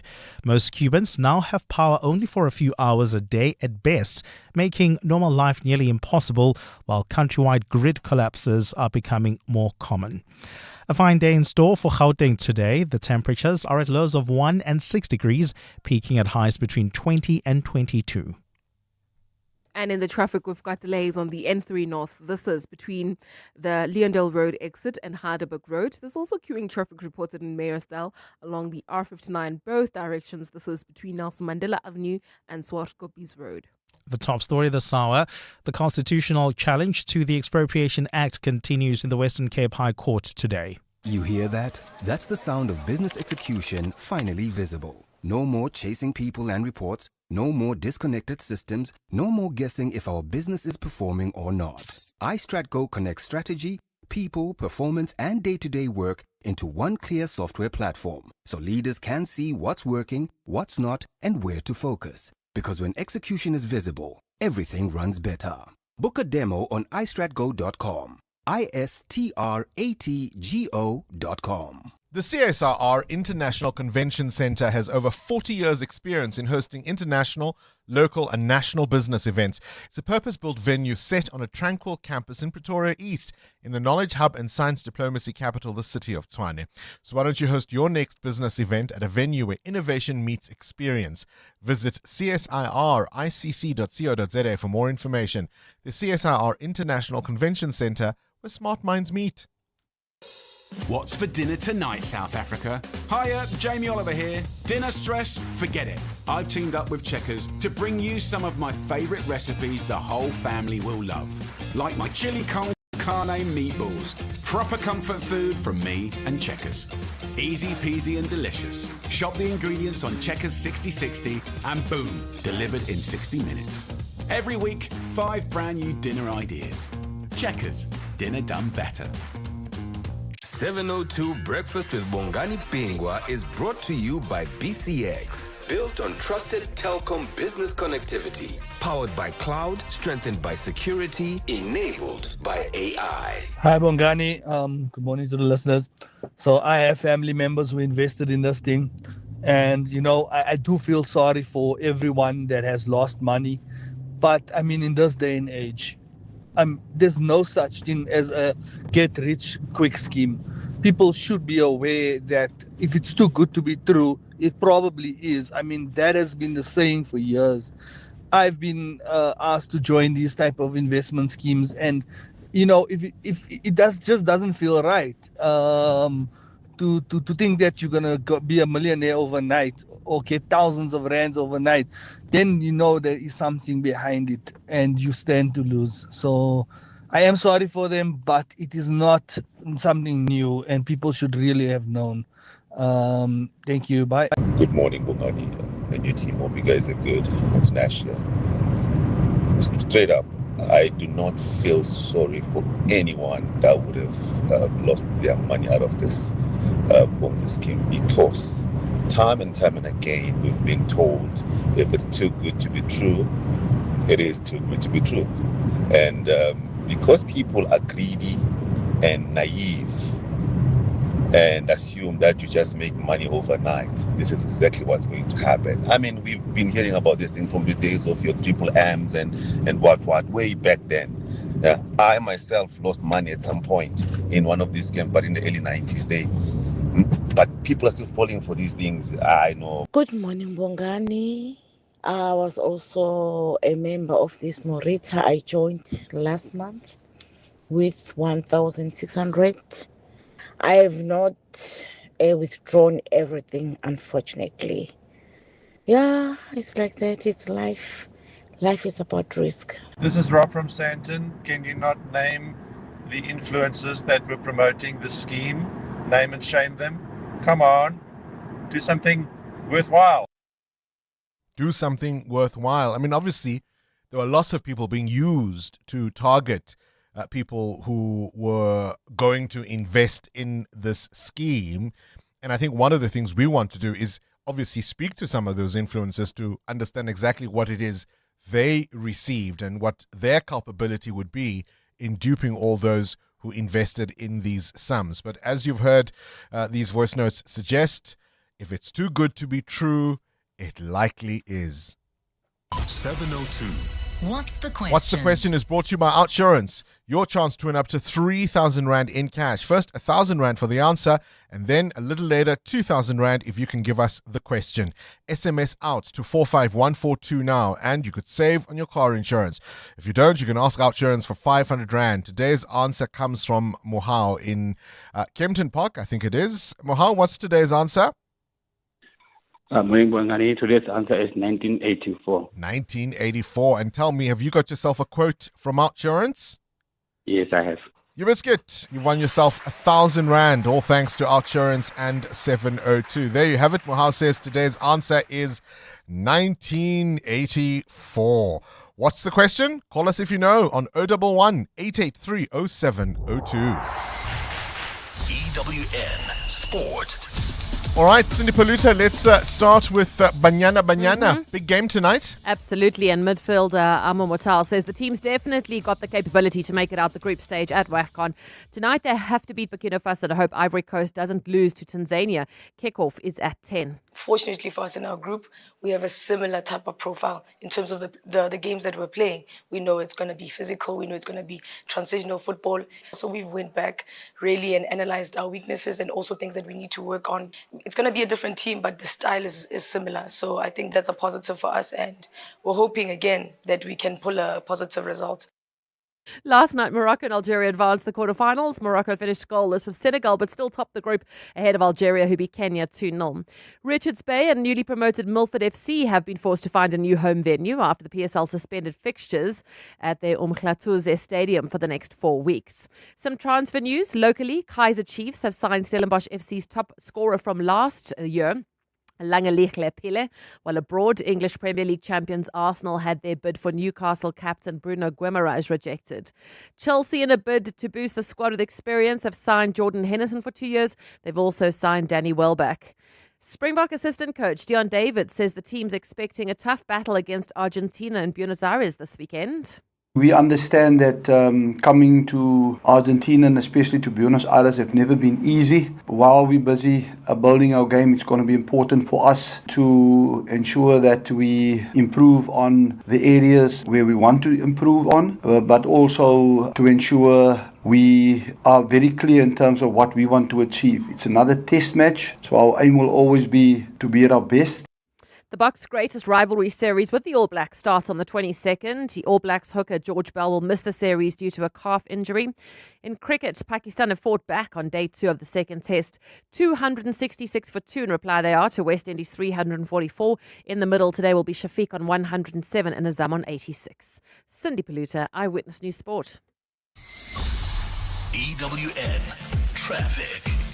17 to 8. Let's catch up with the roads. Amo, there are heavy delays in Midrand, it seems. Yes, Bongani, that's true. This is along the N1 South between Olifantsfontein Road and the Baklu interchange. There's also queuing traffic reported on Olifantsfontein Road approaching the N1 exit. So as a result, people are trying to avoid the Olifants as well as New Road turnoffs. They are using the R55 southbound, and also that's the reason why it's also backed up. So please be on the lookout there and continue driving with care. If you want to avoid this backlog in the Midrand area, please try to use the R21 south through Tembisa. And then if you are traveling in Kelvin, we still have got that accident reported on the M1 south. It happened right near Marlborough Drive, delays from the Bakru interchange. There's also an accident seen on the M2 east. This is in the Cleveland area. It's right near Cleveland Road. It's causing heavy delays coming out of Silver Street. And then if you are traveling in Spruitview, do remember that we've got delays as well on the N3 North. This is between Leondale Road and Heidelberg Road. We'll have more updates coming up. There's more EWN on air, online, and on the EWN app. This Women's Month, here's to the woman who keeps families connected. The homework, the side hustle, the family group chat, all of it runs through her. She deserves better than a hotspot. Net 999 brings you real fiber into the Kasi, uncapped from 379 Rand. Mahala installation, no contract. One connection for the whole family. Just top up and go. Like airtime. Real Kasi Wi-Fi. Check your coverage at net99.co.za. Or you can WhatsApp 087 245 0099.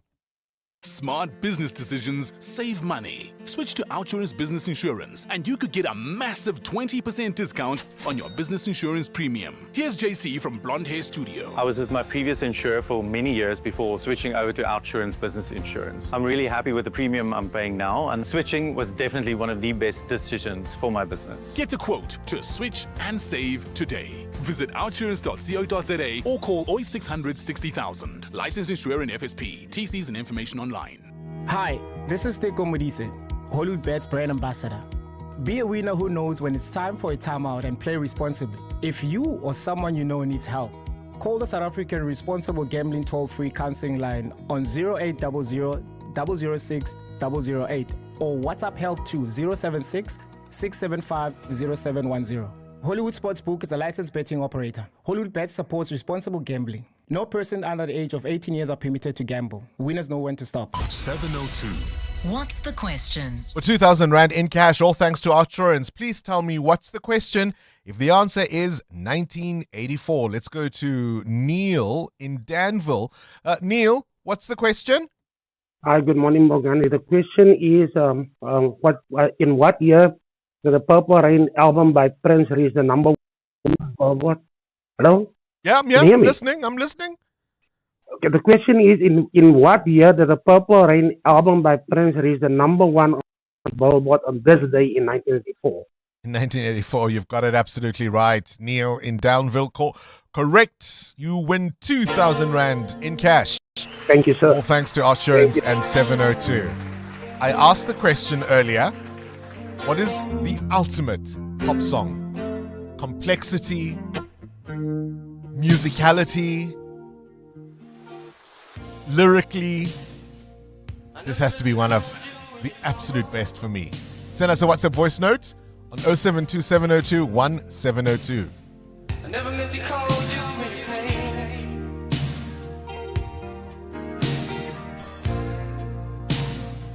I'm the one who wants to have you laughing. I only want to see you laughing in the purple rain. Purple rain, purple rain.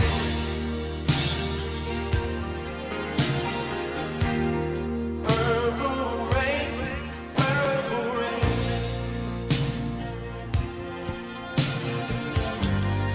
Purple rain, purple rain.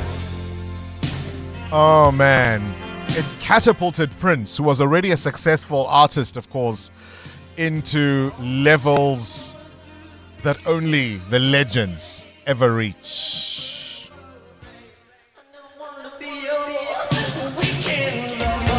It's the strings, it's the drumming, it's how it builds up to that crescendo. He recorded this song and it was pretty much finished, and then he performed it live for a benefit concert. And there's you can look it up on YouTube or on the internet. There's a 13-minute live performance. The first time he ever introduced the song to a live audience, and they went absolutely mad. And there was a part towards the end that was so magical. He went and re-engineered the original recording using that sound from that live performance. And it's all part of this masterpiece. This is how the song ends from that original concert performing Purple Rain.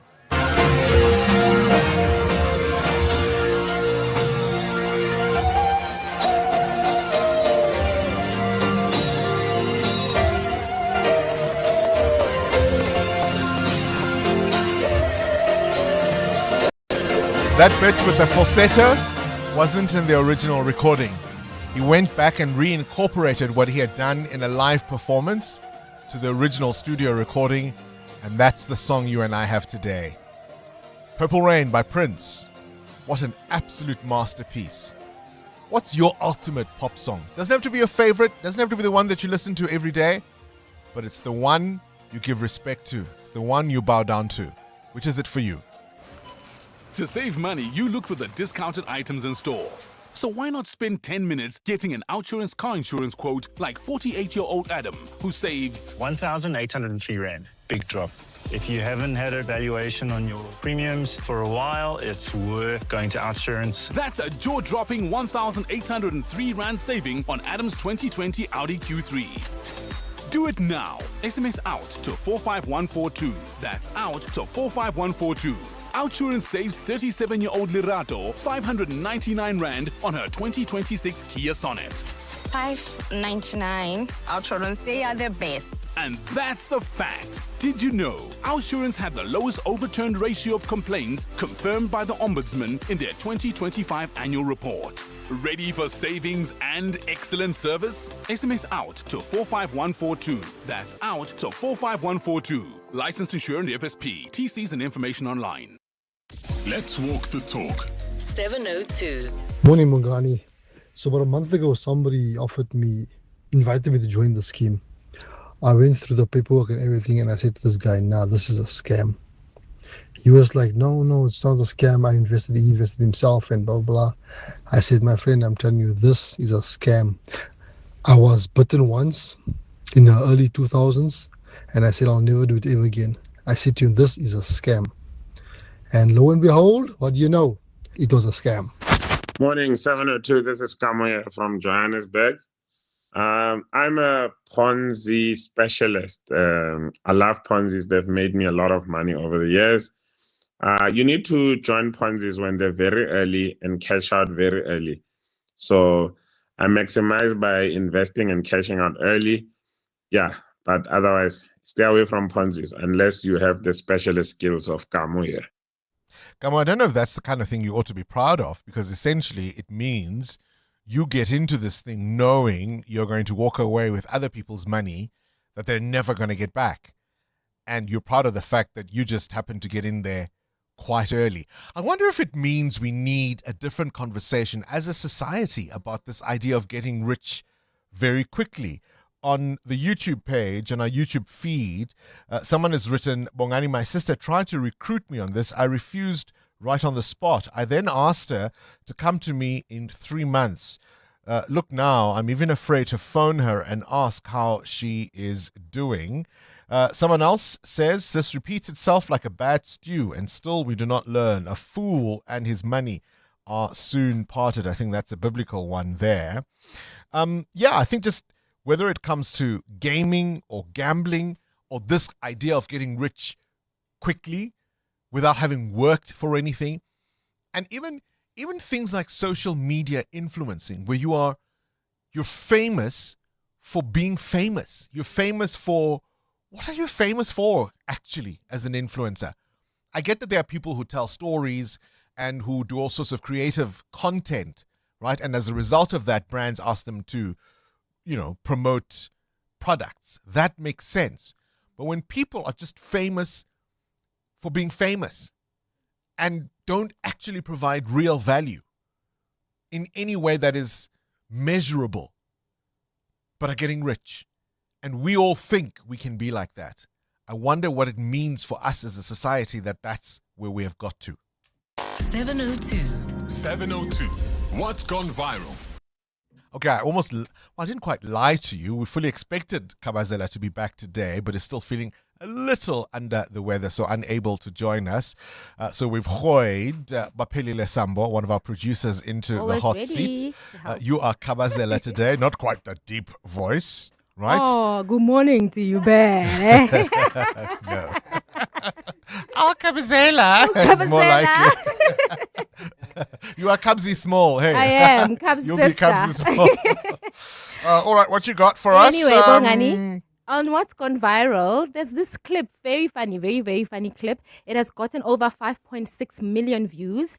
So it appears to be a cat lover with their cat. They're sitting in the back of a car. Yes. What appears to be like they're having lunch or some type of eating situation. Eating something, yeah? Eating something. So the owner is chewing out loud. And I want to play, it's going to give other people the egg, but you'll understand the question I'm about to ask you. KG, please do the things.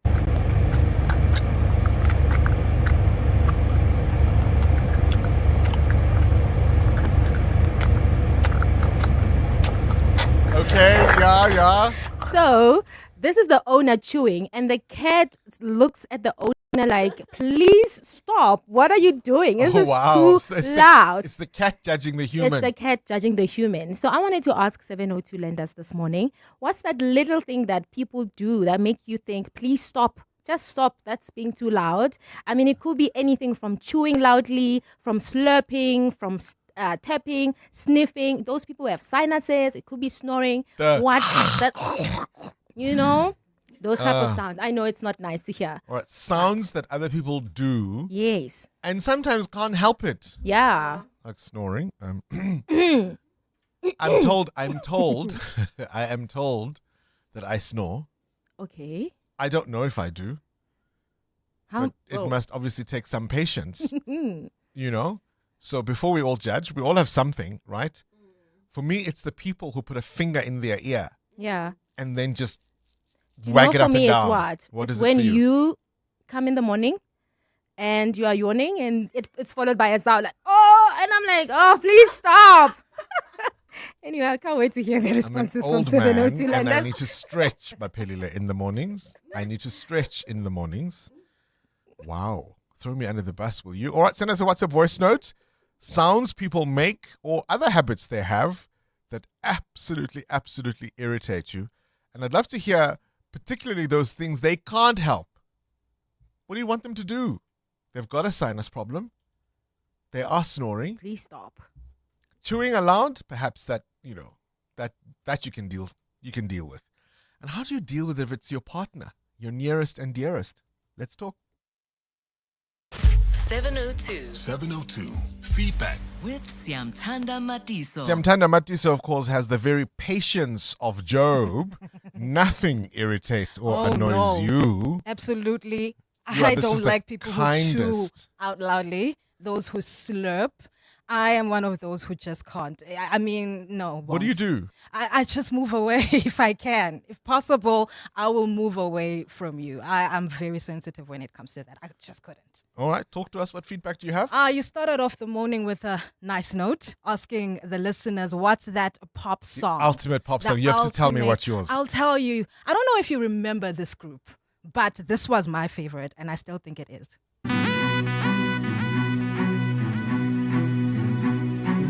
Let's rock the boat tonight. Let's rock the boat tonight. Move your body.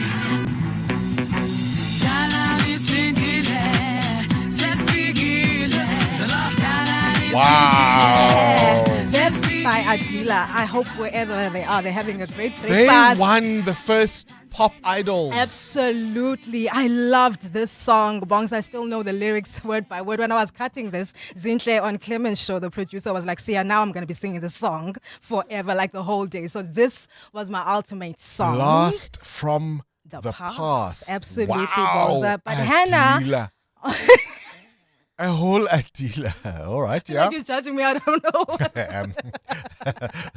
All the people who slurp aloud Oh, wow. suddenly feel okay with their lot in Bongs. life. Anyways, Hannah on WhatsApp said Bohemian Rhapsody. Yes, Queen. yes.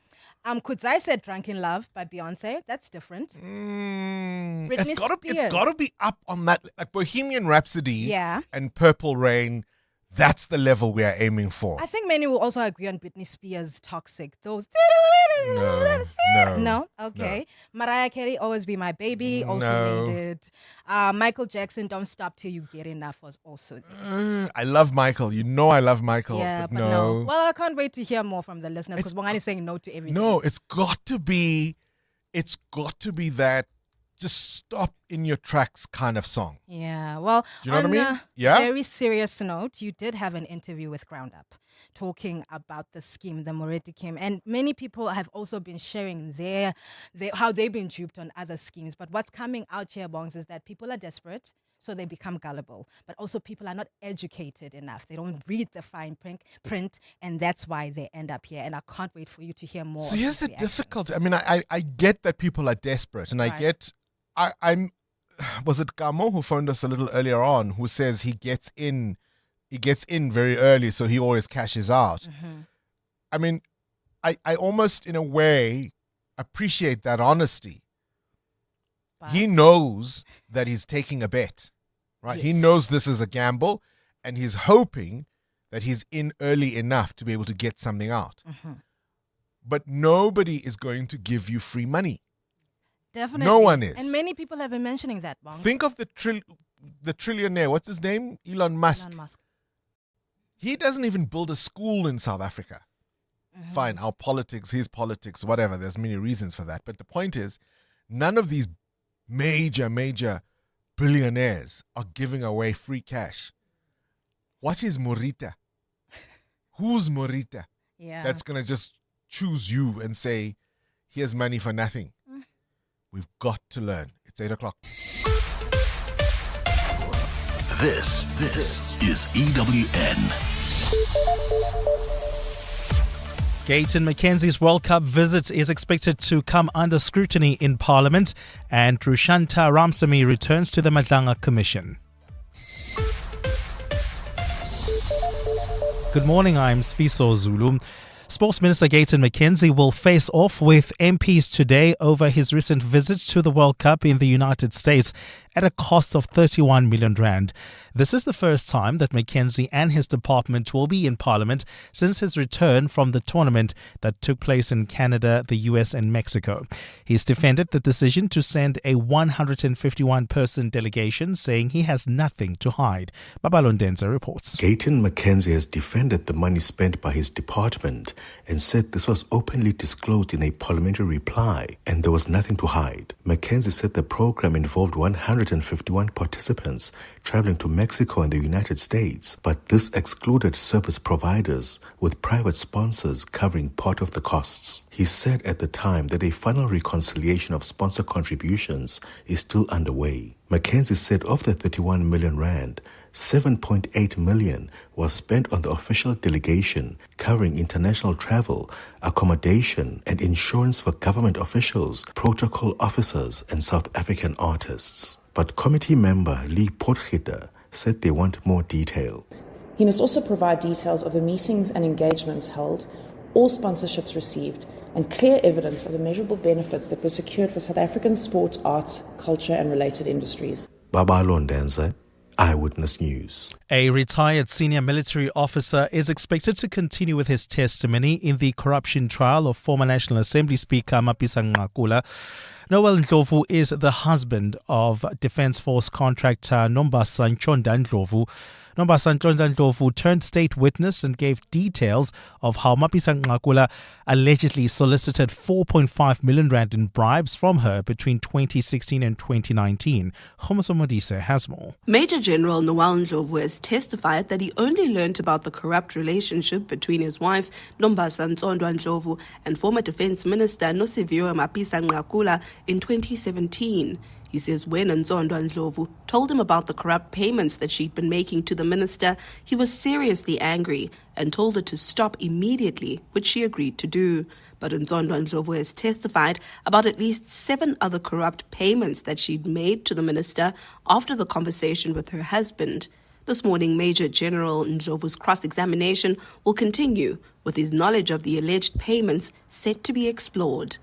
Khomoso Modise, Eyewitness News, Pretoria. Staying in the capital, IDAC prosecutor Rushanta Ramsamy is expected to return to the Madlanga Commission today to continue with her testimony. During her last appearance, Ramsamy testified about alleged irregular decision-making processes at IDAC.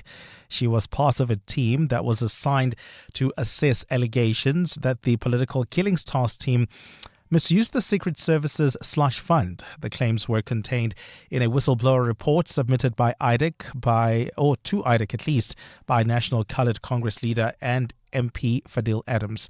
Alfra Mushwana has more. During the first part of her testimony, Rushanta Ramsamy played a recorded phone call between herself and former IDAC head Andrea Johnson. The recording provided insight into Johnson's views of the commission, with her using profane language to express her disdain. Advocate Johnson made a startling remark that we got to figure out how you don't go. In other words, find a way for me not to testify before the commission. The commission heard that Johnson instructed Ramsamy in 2024 to conduct a preliminary investigation into the allegations raised in Fadil Adams' whistleblower report. However, evidence before the commission suggests this may have been irregular, as the responsibility for assigning investigation teams does not rest with the head of IDAC. The commission is expected to continue focusing on IDAC-related matters for the remainder of the week. Alpha Ramshwana, Eyewitness News. And Apple has filed a new legal challenge against the UK government's latest attempt to gain access to users' encrypted data. The dispute stems from a UK government demand that Apple create a backdoor to let authorities snoop on data uploaded by Apple users if required, for example, by law enforcement agencies. But the company says it has never built a backdoor or master key to any of its products or services, and it will never will. Police officials worldwide say encryption can shield criminals and terrorists from prosecution even when authorities have a legal warrant for an investigation. Gold is trading at $4,060.12 an ounce. The rand is at 16.52 to the dollar, 22.17 to the pound, 19 rand exactly to the euro. Brent crude oil is at $85.13 a barrel. And in the traffic, we've got delays in the city of Tshwane Fountains Valley along Euphus Road approaching the N14. The N14 in itself is backed up coming out of Littleton Road, while traveling on the N1 North. Delays between the Flying Saucer Interchange and Rigel Avenue. There's also queuing traffic reported on the N1 South between Olifantsfontein Road and the Baklu Interchange. And in your sport, Bonyana confident ahead of tonight's must-win WAFCON clash with Burkina Faso at 10. Arsenal had their bid for Newcastle captain Bruno Guimaraes rejected, and Springbok fullback Morde van den Berg ready to return from injury against Argentina this weekend. A fine day in store for Gauteng. The temperatures will peak at highs between 20 and 22 degrees. The top story in EWN this hour, Sports Minister Gayton McKenzie will face off with MPs today over his recent visits to the US during the World Cup at a cost of 31 million rand. EWN, in touch, in tune, and independent. For the latest, visit ewn.co.za or download the EWN app. This is 702 Breakfast with Bongani Bingwa, brought to you by BCX. Built on trusted connectivity, powered by cloud, strengthened by security, enabled by AI. This is Breakfast with Bongani Bingwa on 702. Let's walk the talk. 7 minutes after 8 o'clock. Of course, we're going to be focusing on the Madlanga Commission of Inquiry a little later on today, as we're expecting the prosecutor, Jusantra Ramsamy, to return. Her testimony last week was quite explosive. Certainly one of the questions we will be looking at, or at least the answers we're going to be expecting, are from the Sports Minister Gayton McKenzie, who is likely to be grilled by MPs over his recent trip to the World Cup in the US, especially in light of the fact that, as I understand it now, some of the swimmers at the Commonwealth Games had to fund themselves to go to participate. So you can expect some fireworks from members of parliament on that one. We're asking a very simple question. Your ultimate pop song of all time. I mean, this has to be one of the classics. It can't be just a song you like. I like many songs. I like many artists. Whitney Houston, Michael Jackson, Luther Vandross, for me, are some of the best artists. None of them are even in my top 5 in terms of the ultimate song. You get what I mean? I want you to think about the complexity of the song. I want you to think about the impact of the song. I want you to think about what the lyrics were doing, the instrumentation behind it, the composition behind it. Does it build up to a crescendo? Is it an epic song? Is it memorable? Is it recognizable? Do you hear it anywhere and know it instantly? That's the level we are talking about.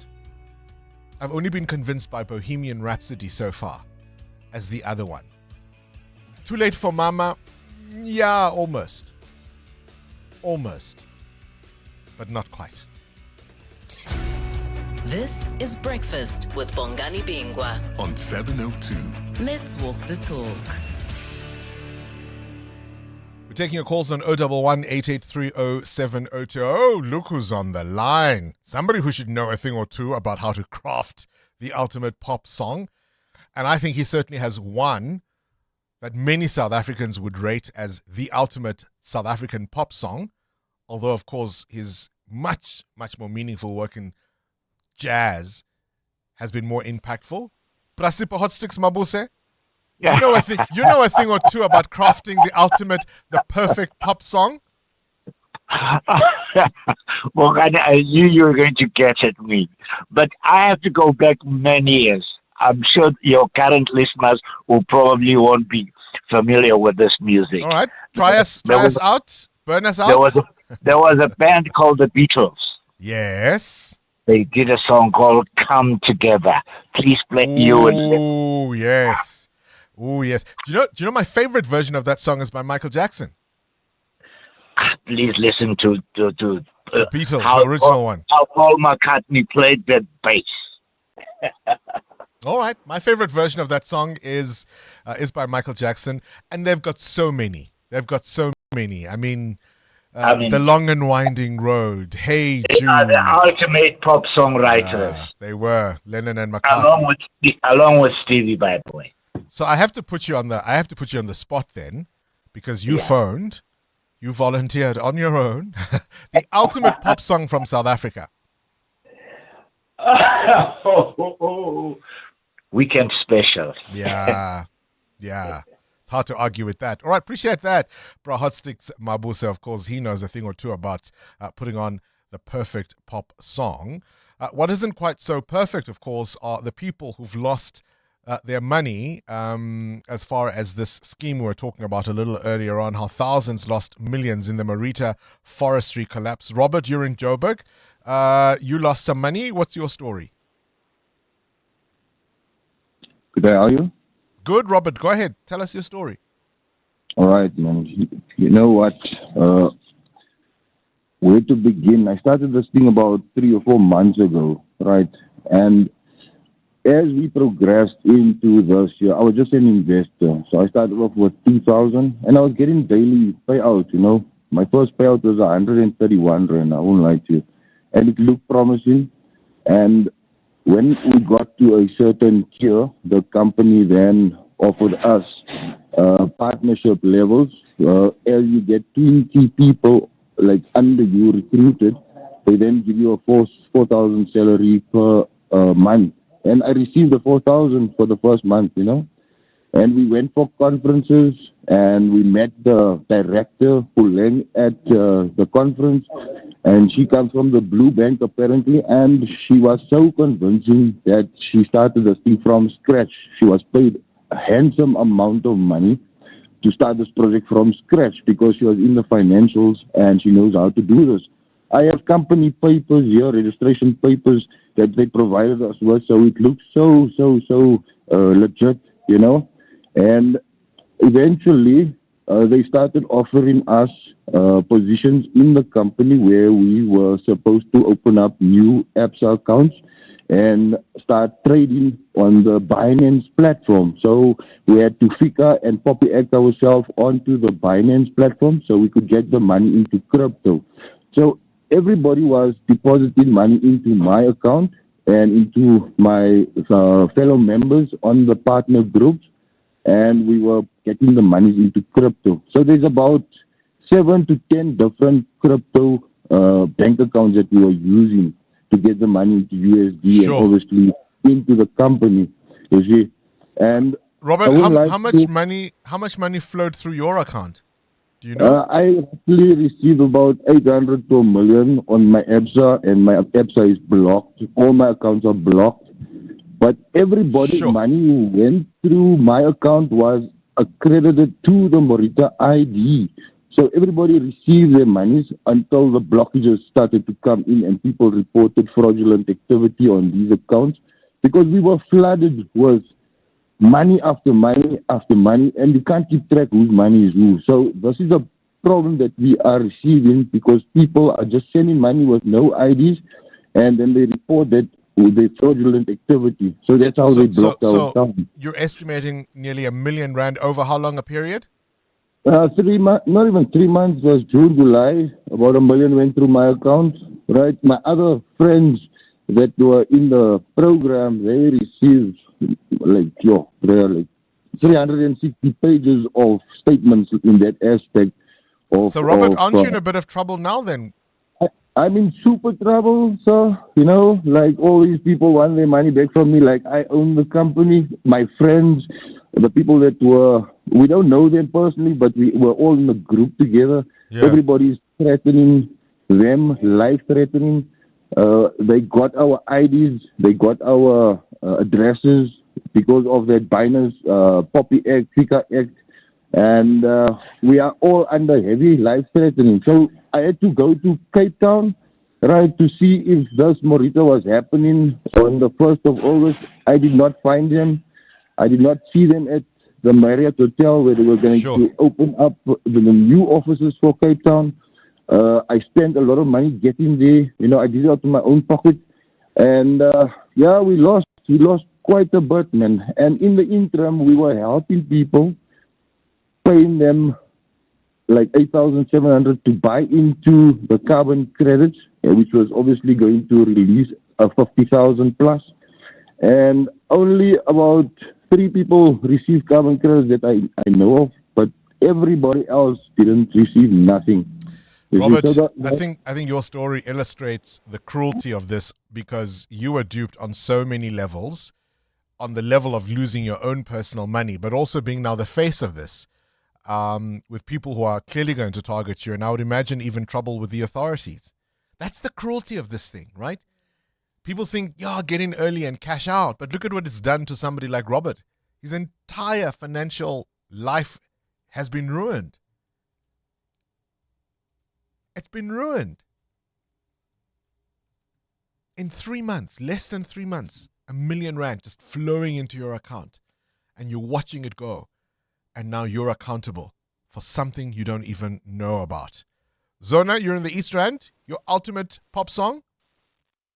Hi there, Bongani. My ultimate pop song is Burnout by Sipho Hot Sticks Mabusa.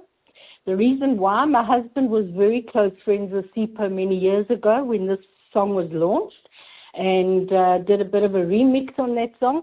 You get in the car and that song plays, you absolutely just move to the music. Yeah, absolutely. He can't say that anything, but I think all South Africans will agree with me. Burnout is absolutely an awesome song. So that's my song for the day. And I'd love to set up an appointment with him and my husband, Rory O'Donovan, because I think that would be an ultimate highlight for him. Oh, well, he is listening. He is listening. Hopefully we can connect you guys. Thank you for that. I think Burnout is right up there with Weekend Special as a South African classic. Muteo wanted to know a little earlier on, a conversation that changed your life. You've got a story? Thank you, Bongani. Good morning. Yes, we Ngubani Powerlifting Master 2 for Africa, for SA, and for Gauteng. So I met my coach, my ex-coach, which is Rodney 2024. He asked me, what do you want to do with this powerlifting? I said, I want to be the best. And he said to me, I'm going to make you the world number 1. So today I can tell you, last year I competed. I became number 5 on my category on the world. So 2 weeks back, 12th of July, I competed and I made the record for SA at 52. I did a squat of 122.5 and I did a deadlift of 160 and a bench of 60. Wow, So, you're a powerhouse. Are you on social? Are you on Instagram? Yes, I'm on Lasha Mafuta. What's your handle? It's Lasha Mafuta. Lasha Mafuta. Yes. Lasha Mafuta on Instagram. All right, I'll certainly look you up. You sound like you're a powerhouse. Thank you for that call and congratulations. Wow, I couldn't do what you do in my sleep, hey? At 52, eh? Yeah. I'm 52. But maybe it's because I'm a bit younger than you, hey? That's why I can't do it. I'm 51. No, I only started I'm 51, you 50. see. I'm 51, No, I only you see. started 50. I started at 50. I started at 50, Bongani. Oh, so I don't At have 50. so I have no excuses, hey? No, you don't have. Appreciate that call, Bui in Randburg. The Kabazela question this morning, those sounds that absolutely irritate you, get on your nerves. Muteo? The constant sniffing. Instead of somebody blowing their nose, they just keep. Yeah, the nose is running, but they don't want to. Yeah, your nose is running. Just blow your nose, man. Yep, You know? yep, absolutely. Amu? It has to be people dragging their feet so that you can even hear the sound of The their shuffling. Oh, I can't. Yolanda on YouTube says, my husband chewing like a cane rat next to me in bed in the middle of the night. And then she says, I might add that I'm premenopausal, hence the irritation. Ooh, Honze says, people who breathe out in front of you like WTF. I don't want to smell your breath. Good morning, Bongani. The one sound that I can't stand is the sound of someone walking and dragging their feet. They'd be having flip-flops or sandals, and then you can hear them from afar coming as they drag their feet one step after another. The reason I had it is because I used to get a fatuk on my head from my granny for walking like that, Kabelan, Pretoria. Good morning, 702 lenders. My one is when someone is sipping their tea and they're going,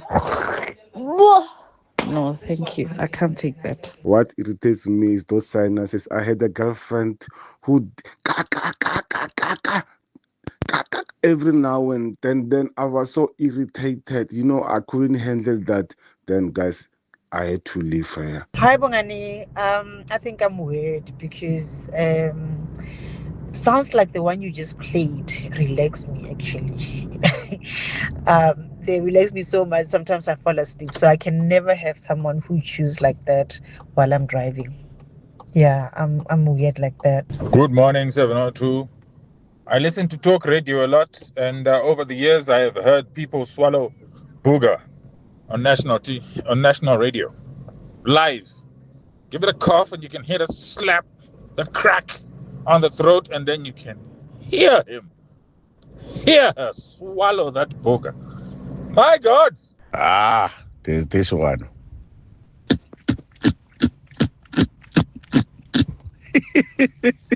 Yo! That thing irritates like nobody's business, man. Someone will do that in the public transport and it's quiet that time, plus you short with some 5 rand. Hey, good morning, everybody. Good morning, everybody there. I've got this thing, man, of picking my teeth after eating in public. I don't care whether I'm in the lift, I'm at my desk working.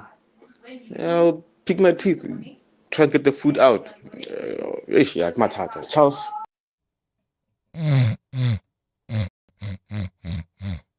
How about that one, hey? Ugh. Somebody phoned in and said this is an actual condition that you can't handle these sounds. It's called misophonia, a disorder in which certain sounds trigger an emotional or physiological response. EWN Traffic. 22 after 8, the CWN traffic brought to you by Outsurance. SMS out to 45142 now.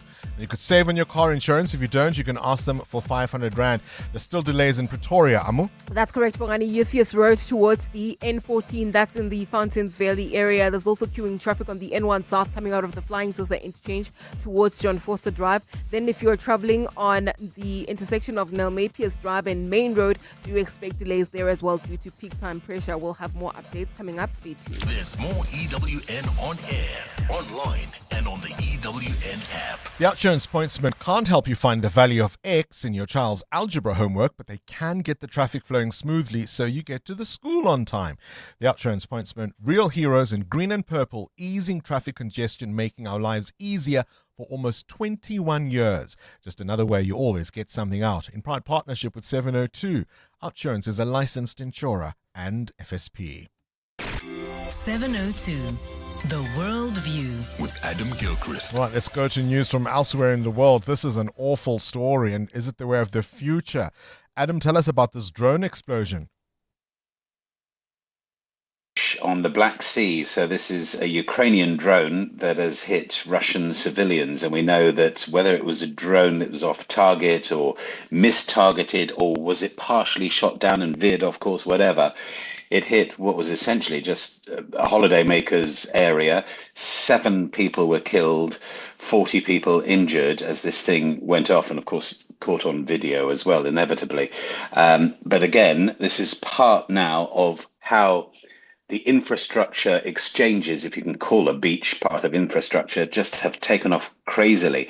So we've seen another warehouse from the Russian online retailer Wildberries also go up in flames, again from a Ukrainian drone attack. This is a company, Wildberries, known as Russia's Amazon. They have warehouses everywhere, and a dozen or so have been hit across Russia.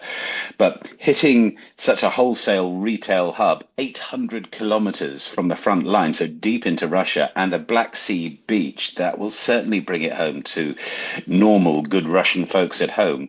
But there again, Ukraine, of course, has been putting up with 4.5 years of attacks on its civilians, and both sides are saying they don't target civilians, but both sides may well be doing that now. Are we saying total war, or did that already start 4.5 years ago? It's unthinkable where this could go, as you say. It's a frightening world we live in.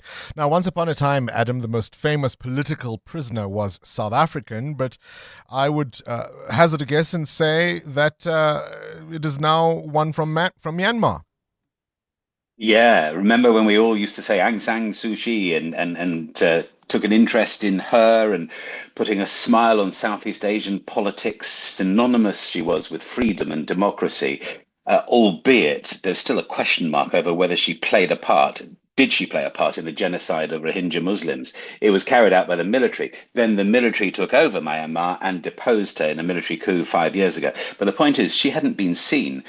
She was locked up 5 years ago on what many feel were trumped up charges of corruption and voter fraud, but not seen at all for 2.5 years until now. A delegation from the International Committee of the Red Cross have met up with her. Photos have been released. Aung San Suu Kyi appears to be healthy, not exactly chipper, but then this is a woman who faces another 28 years in prison, potentially, if they find her guilty of all the other charges, 190 years in prison, and she's already 81. Her son, Kim Aris, has welcomed it, though, talking about how it's a first step to at least see that she's okay, but it must not be the last step, as he put it. Now, we are told as parents, don't always encourage your children to believe that everybody's a winner, but sometimes, Adam, that's exactly the case. Yeah, not everyone does Chad Leclos and wins 21 Commonwealth Games medals just like that and sets a new record, but boxer Tarona Tafaki has indeed done the dream. She is the first athlete ever, the first boxer in this case, but the first athlete ever to win a medal for Tuvalu in the Pacific Ocean. She got a bye to the 75-kilo boxing semi-finals, and of course in boxing, yeah, she lost, but in boxing you get to the semi-finals, you get a bronze medal. They don't do that daft third place playoff type of thing. Tarona can expect party time, big time, when she gets back to Tuvalu, which might even be today. She is one of 8 Tafaki siblings, all of whom box, by the way. But we're talking about an island. It is tiny, 25 square kilometers, about the size of your front garden, Bongani. It is the 4th smallest country in the world. Athletes have to train on the airport runway because it's one of the few sort of stable bits of flat land. And I suppose, tragically, you could say, Tuvalu may have to make the most of this one Commonwealth Games medal because of rising sea levels. It may not actually be there as an island nation in 20, 30 years. Ouch. Goodness me, it's one of the least visited places on Earth. Adam Gilchrist with this morning's Worldview. EWN Business. Let's talk oil and Saudi Arabia. Mutao Kharipe, their big oil company, doing really well. Yeah, no, shooting the lights out. Bongani, the world's largest oil firm, Saudi Aramco, reporting a 44% increase in net profit for the quarter ended in June. This is a state-owned oil company by Saudi Arabia. The higher earnings were driven by higher sales, mainly from stronger prices for crude oil, refined products, and chemicals. This was despite disruptions to shipping through the Strait of Hormuz. The world's largest oil exporter posted net profit of $32.7 billion for the 3 months to June, underscoring the company's resilience at a time when things were quite tough on that strait. The company also reporting adjusted net income of $33 billion, while the first half of the year was at $67 billion, so doing really well because of those higher oil prices. Aramco's board declaring a base dividend of $21 billion. So if you're invested, a very, very good payday for you. Yeah, you hear these stories, Mateo, and don't you wonder sometimes about some of the reasons we've seen escalations and de-escalations these last few months? You wonder who's actually scoring behind the scenes. Amazon's market value also doing pretty well. I mean, this is a nice number. Yeah, well, $3 trillion is more than pretty well. For the first time, Amazon market's value hitting $3 trillion, helped by a sharp rally following strong earnings and signs that the AI boom is driving fresh demand for its cloud computing services. The company's shares opened at up $5 yesterday at $285 a share, hitting a record high. That boosted the rest of the tech shares on the U.S. market. Nvidia was also up. Meta Platforms, Alphabet and Microsoft are topping their ranges. In Asia this morning, South Korea's Kospi rose 1.5%. The small cap Kosdaq was up 3%. Japan's Nikkei also up 0.7%. Asia shares also quite buoyant this morning. Wow, cloud computing. That's Amazon's main profit engine. Who knew? Where's the rand? Firmly on the ground or up in the clouds? 1651, firmly on the ground against the US dollar, exactly 19 rand against the euro, and at 21 rand 34 cents against the British pound. Price of gold at $4,063 an ounce. That's doing quite well as well this morning. Platinum as well doing quite well this morning at $1,641. Brent crude at $84 a barrel. That's your morning business. More this afternoon from Stephen Grote. Straight to the news desk we go. Sfisa Zulu, what you got? Thanks, Bongani. Good morning. The Gauteng Political Killings Task Team has arrested suspects linked to the murders of ANC councillor Thabang Masemola and EFF member Aaron Makola. 3 people were arrested over the weekend in connection with Makola's murder in Mpumalanga. The Gauteng Political Killings Task Team found Makola's body in Delmas last Thursday after he was reported missing, while an alleged hitman and a woman believed to have planned Masemola's killing were arrested recently. Masemola was shot in Mamelodi East on the 8th of July. Koskona Malingam Nisi reports. The pair arrested in connection with the murder of Thabang Masemola is due back in the Mamelodi Magistrates Court soon, where prosecutors will link the alleged triggerman Vusimuzi Champ Gebuza to 2 additional cases of murder and attempted murder dating back to 2023 and 2024. While the trio linked to Makula's murder are expected to appear in the Delmas Magistrates Court tomorrow on charges of murder, kidnapping and robbery. Police say Makula disappeared in Bronco Spruit on the 10th of July and his abandoned vehicle was found a day later. He was shot before his body was dumped in the bush. Police spokesperson Athlenda Mate. She commends the Gauteng PKTT for their tireless efforts and assuring the families of the victims as well as the people of Gauteng that the SAPS remains resolute in our fight against violent crime and politically motivated killings. Police say investigations into both killings are continuing. Eyewitness News. The state's third witness in the murder trial of alleged underworld figure Vusimuzi Matlala and 4 others is set to continue with his testimony in the Johannesburg High Court this morning. Police officer Tumelo Tsotetsi yesterday corroborated parts of Captain Pimi Sekgobela's evidence, who was the lead officer during the arrest of accused 1 Musa Kekana. Last week, the defense alleged Kekana produced hospital records to support claims that he was assaulted, tortured and suffocated by police after his arrest. Tsotetsi has denied those claims in court, adding instead that Sekgobela informed Kekana of his constitutional rights. Kekana, Matlala and 3 others are facing 25 charges, including conspiracy to commit murder and attempted murder. Dimakatso Leshuro reports. Lieutenant Colonel Tumelo Tsotetsi took the stand after lunch after his colleague Captain Pimi Sekgobela concluded his testimony. Tsotetsi confirmed that after Kekana and Michael Dawu were arrested, they were first told what they were being arrested for, and that is the murder of Vereeniging engineer Aman Swart. He also echoed Pimi Sekgobela's version that Kekana and Dawu were informed of their rights when they were arrested, and they confirmed they understood them. Tsotetsi testified in his evidence in chief, contrary to Kekana's version, that Kekana was not assaulted. Speaking through an interpreter, this is what he said when asked.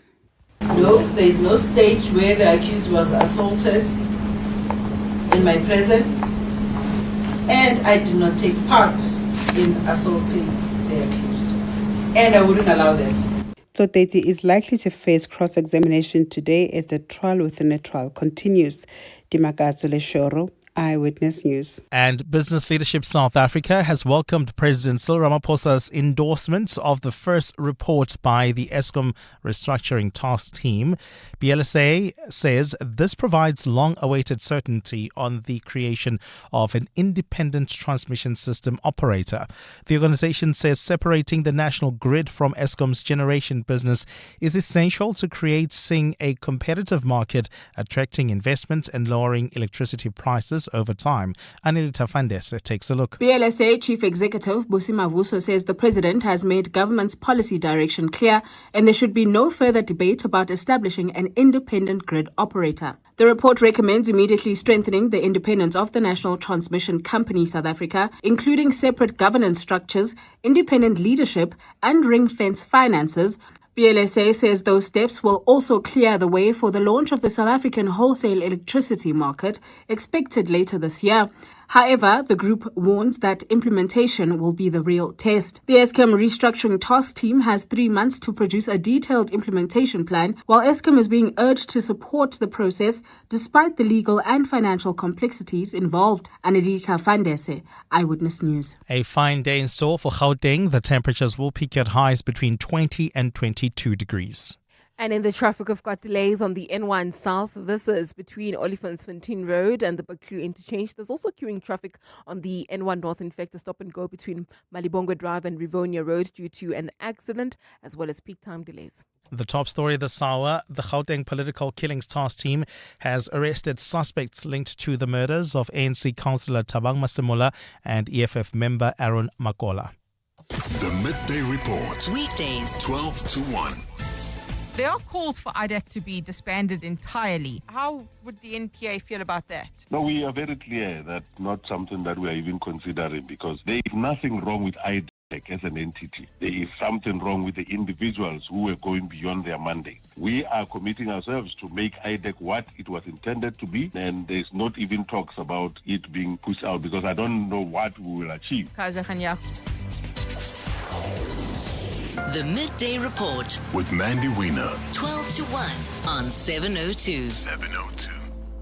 Looking for secure, modern apartment living in the heart of Johannesburg? Welcome to Jewel City, owned and managed by Itemba Property Management, part of the Diversity Group. This vibrant residential precinct in the Joburg CBD offers quality rental apartments designed for comfortable city living.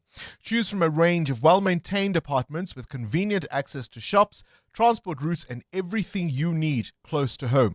At Jewel City, safety is a priority. The precinct features controlled access, 24-hour security, CCTV monitoring, and visible security teams throughout the neighborhood, helping residents feel more confident as they move around day or night. Discover Jewel City and find your next home with Itemba Property Management.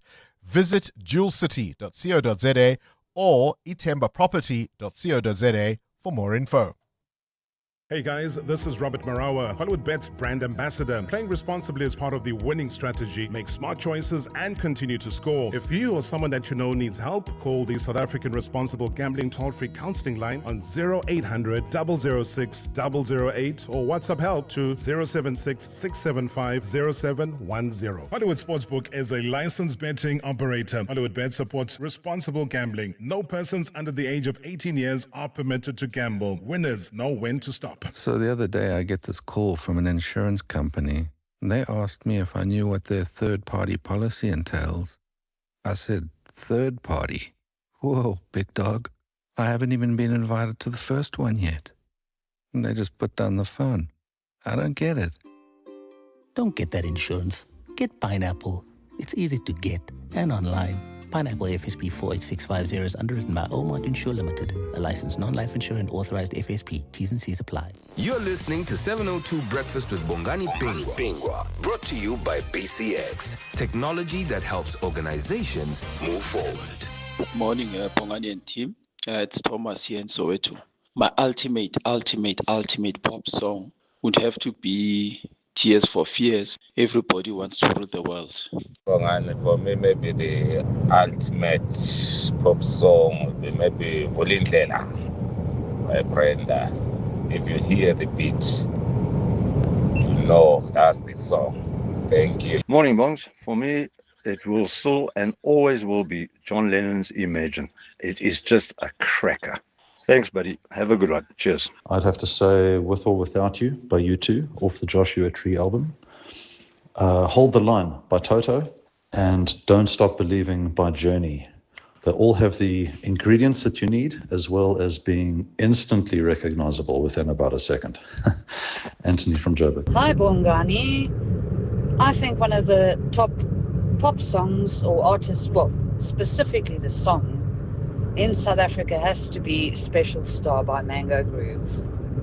Caitlin here from Pretoria. Good morning, Bongani. My ultimate song is Peter Frampton. The heading is Can You Feel? That song, the instrumentation, wow, the guitar. It's Vicky from the South. So, Bongs, there's a song by Blondie McKenna, and coming from way back, Baby, I'm Missing You. It's I think that's actually the best South African pop song. Baby, I Miss You by Blondie McKenna. Now that we've mentioned Britney Spears, I must say, every time I hear the da-da-da, oh baby, baby. No. Oh, that was my 400 meters. Hawhat kunzima bambezela begezela uzophumelela abantu badala musibakutshela ntombazane lalela ntanga kuzolunga njengamadays masters popile shayi pop one day you gonna make it to the top to the top. Nostalgic, love it. Joy from Richards Bay. Thank you. I wish you could play the whole song. I won't. I certainly won't be playing Baby one more time. If nothing else, I'm enjoying the joy coming through from a lot of 702 landers with all the rot and the nonsense surrounding us. We're talking about your ultimate pop song. I'm not asking for your favorite song or the one that you like the most, but the one that you think, oh my gosh, I mean, my grandchildren will hear this and they will think is good. I would certainly go with Hold the Line from Toto. Bohemian Rhapsody is up there. And of course, Purple Rain. If you want to talk about Can You Feel, I would go with the Jacksons' Can You Feel It. That's probably the only Michael Jackson song I would include. The one he did with his brothers, Can You Feel It? EWN Sport. Cindy can only think about sports songs and Banyana today. Yes, 1000%. That's the song we're singing. 1000%. But Banyana is super confident. They can beat Burkina Faso tonight at WAFCON. But in order to make the quarterfinals, they need Ivory Coast as well, at minimum, to draw with Tanzania midfielder Amomatao. I think the pressure's always been there. It's just about how we handle it. And I think Banyana has done it before. As I told you, like, we're going through a rough patch, but nobody has ever questioned our ability to do it. So I think we also just need to lean a little bit on our confidence that we've done it before. But besides that, we know it's a must-win, and I think the team is ready for that. Kickoff is at 10. Last night, Morocco finished goalless with Senegal, but still go to the quarterfinals with Algeria, who beat Kenya 2-0. The fixtures and venues for the MTN 8 quarterfinals this weekend were confirmed. On Saturday afternoon, Orlando Pirates host Durban City at Orlando Stadium.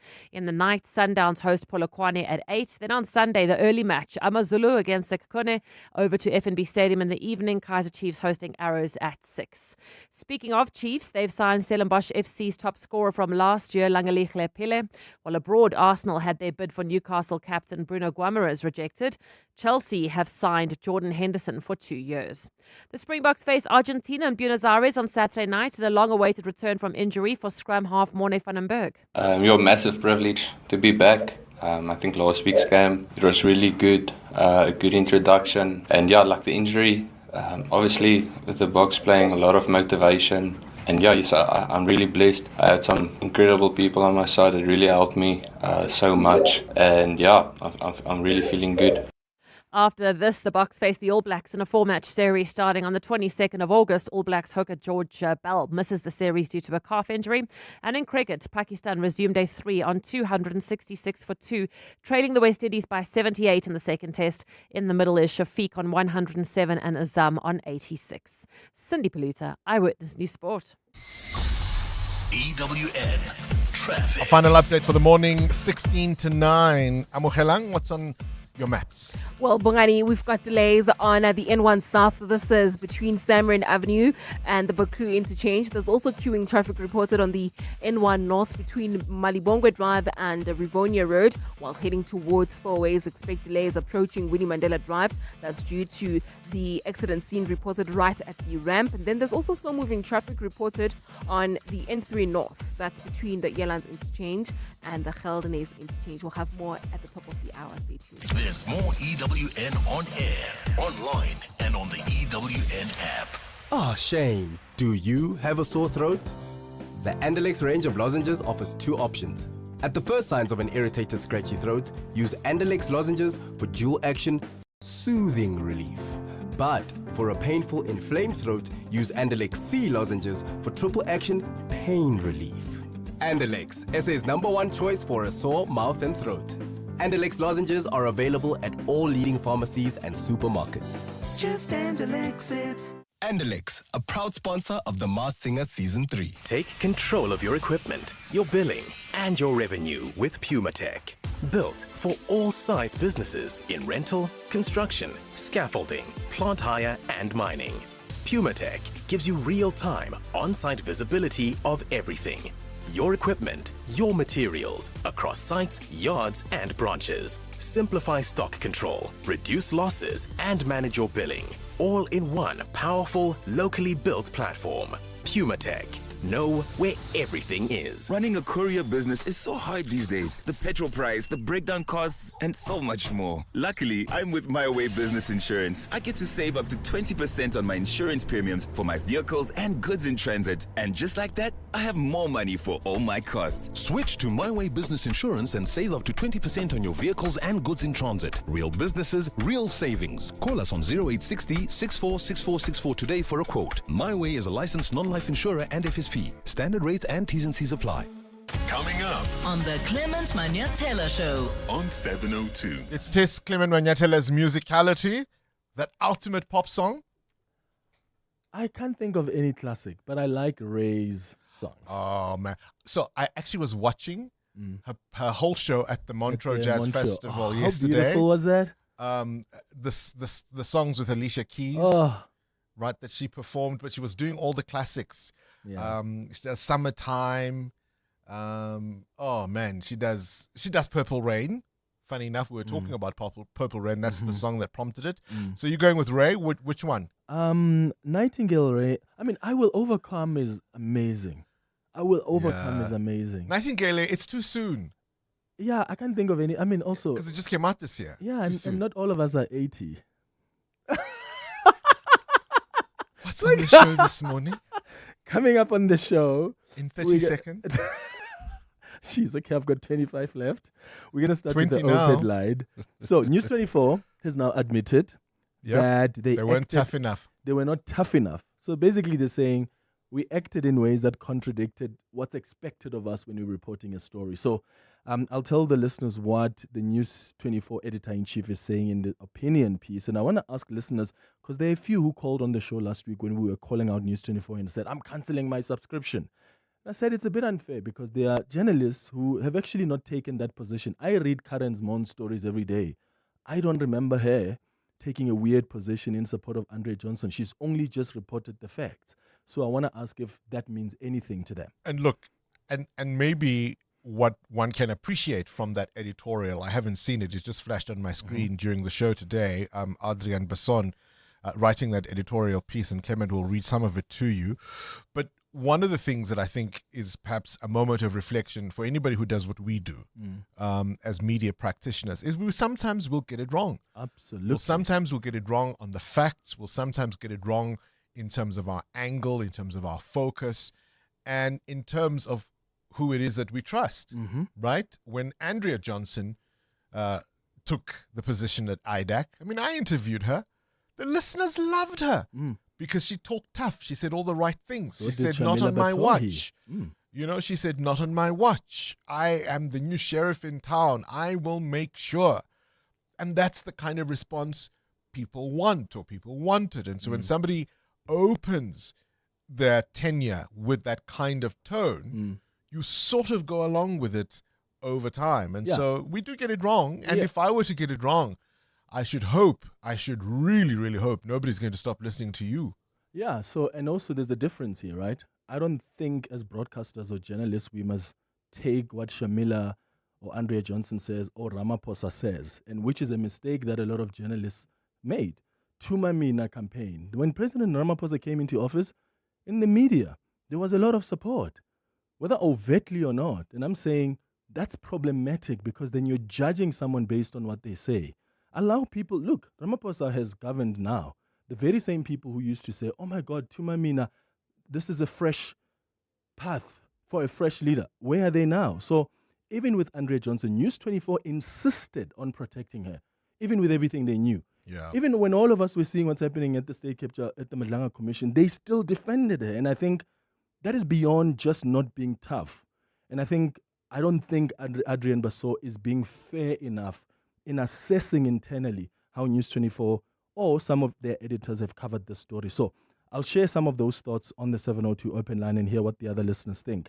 At 10 o'clock, though, we're going to be live at the Madlanga Commission because there's a new witness from IDAC who's going to be testifying. And I just wonder what else is going to be revealed. Because as you think the West is over, well, you never know. So we're going to be live at the Madlanga Commission from 10 to 11. 11 o'clock, we do our World of Work feature. Today, we're focusing on businesses and what business owners should be cautious about before expanding their enterprises. And then we wrap up the show at 11:30 with our health and wellness feature. Today, we're discussing the incorporation of cultural foods as part of our daily healthy diet. What's a cultural food? Well, traditional foods like morojo, for instance. So we're talking about how whenever we talk about eating healthy, it's more from a Western prism as opposed to food that we ordinarily thought of as traditional foods we grew up with. So our dietitian is going to tell us why we should go back to that. Cultural foods. Or traditional. Cultural foods. Eat culturally on Kevin Manyatela between 9 and 12. Your office is more than just a place to work. It's a reflection of your success. At Desk and Chair, we help you elevate your workspace with locally manufactured desks and a wide range of chairs to suit your style and budget. Our expert consultants are with you every step of the way, from planning to delivery and assembly. Visit our showroom in Midrand or shop online at deskandchair.co.za. Desk and Chair. Think, feel, work better. As a business owner, you're always looking for ways to save money. But have you looked at saving on your business insurance premium? With Outsurance Business Insurance, you could save big, like Bosmansdam High School. We were with our previous insurance for 10 years plus before switching to Outsurance Business Insurance. We are saving 3,705 Rand per month. It was so quick and easy, we should have switched sooner. Ready to switch and save? Visit outsurance.co.za or call 08600 60,000 today. Licensed insurer and FSP. TCs and information online. Drivers, that smoke ahead is not just smoke. It's a wall, thick, blinding, and deadly. Never drive into felt fire smoke crossing the highway. You won't see stopped vehicles until it's too late. Pull over, turn on your hazards, wait it out. One decision can save lives, including yours. See and be seen this winter. Brought to you by the National Department of Transport. This is Breakfast with Bongani Bingwa on 702. Let's walk the talk.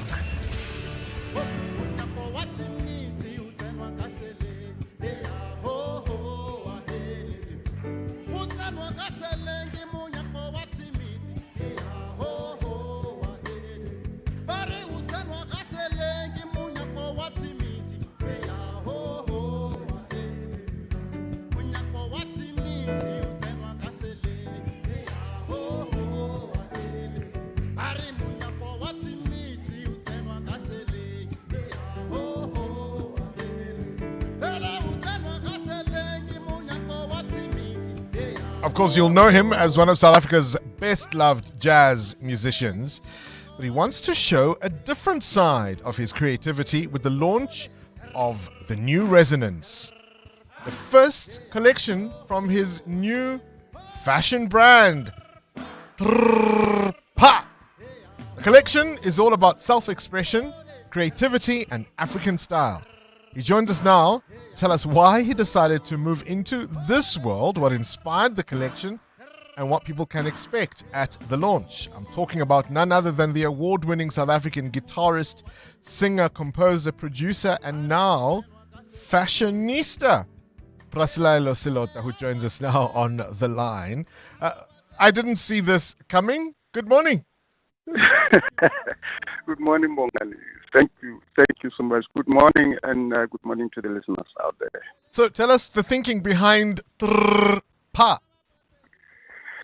Well, I think it's more like observing and noticing that sometimes we look at history as something that is of the past.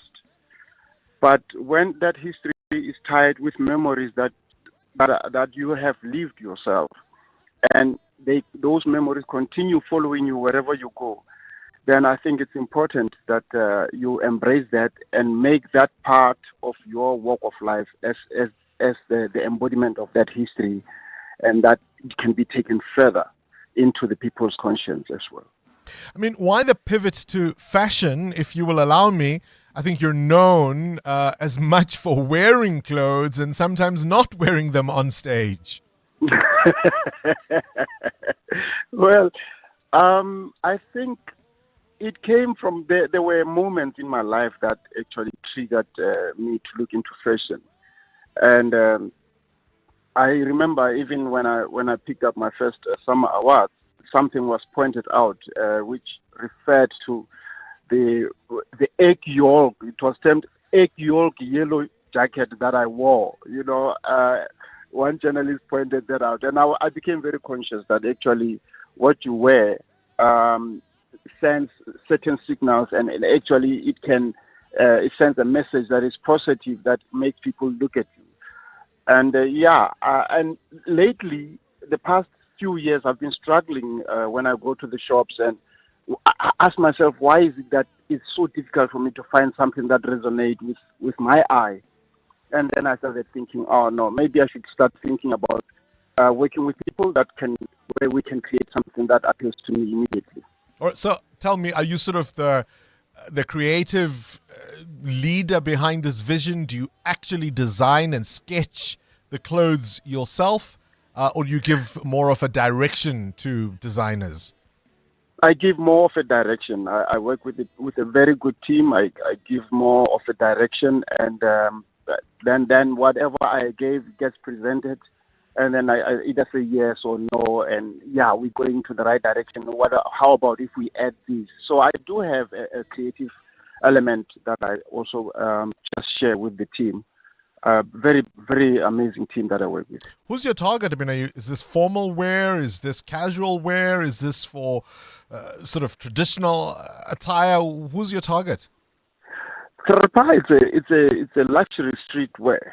It's a luxury streetwear, and my target market is really, I can say the young adults right up to the older adults, but very much who love culture, who have got a sense of identity that they would like to hold on to, and people who like beautiful things that are always inspiring and have a great story lined with them. Where did Pa come from? Pa, it's a word that used to be said by my grandfather when he sang a certain song at home. And as I grew older, because now I'm named after him, family members and relatives started calling me Pa, because that's what they used to call him. They started calling me with that name because in any case, I'm nicknamed after him. And as I went further, I realized that because of that memory, I keep on hearing Pa. And as I was studying music composition, I decided to tap into that and use that chorus in my song that I just composed, in the music that I just composed, and it became the song Pa.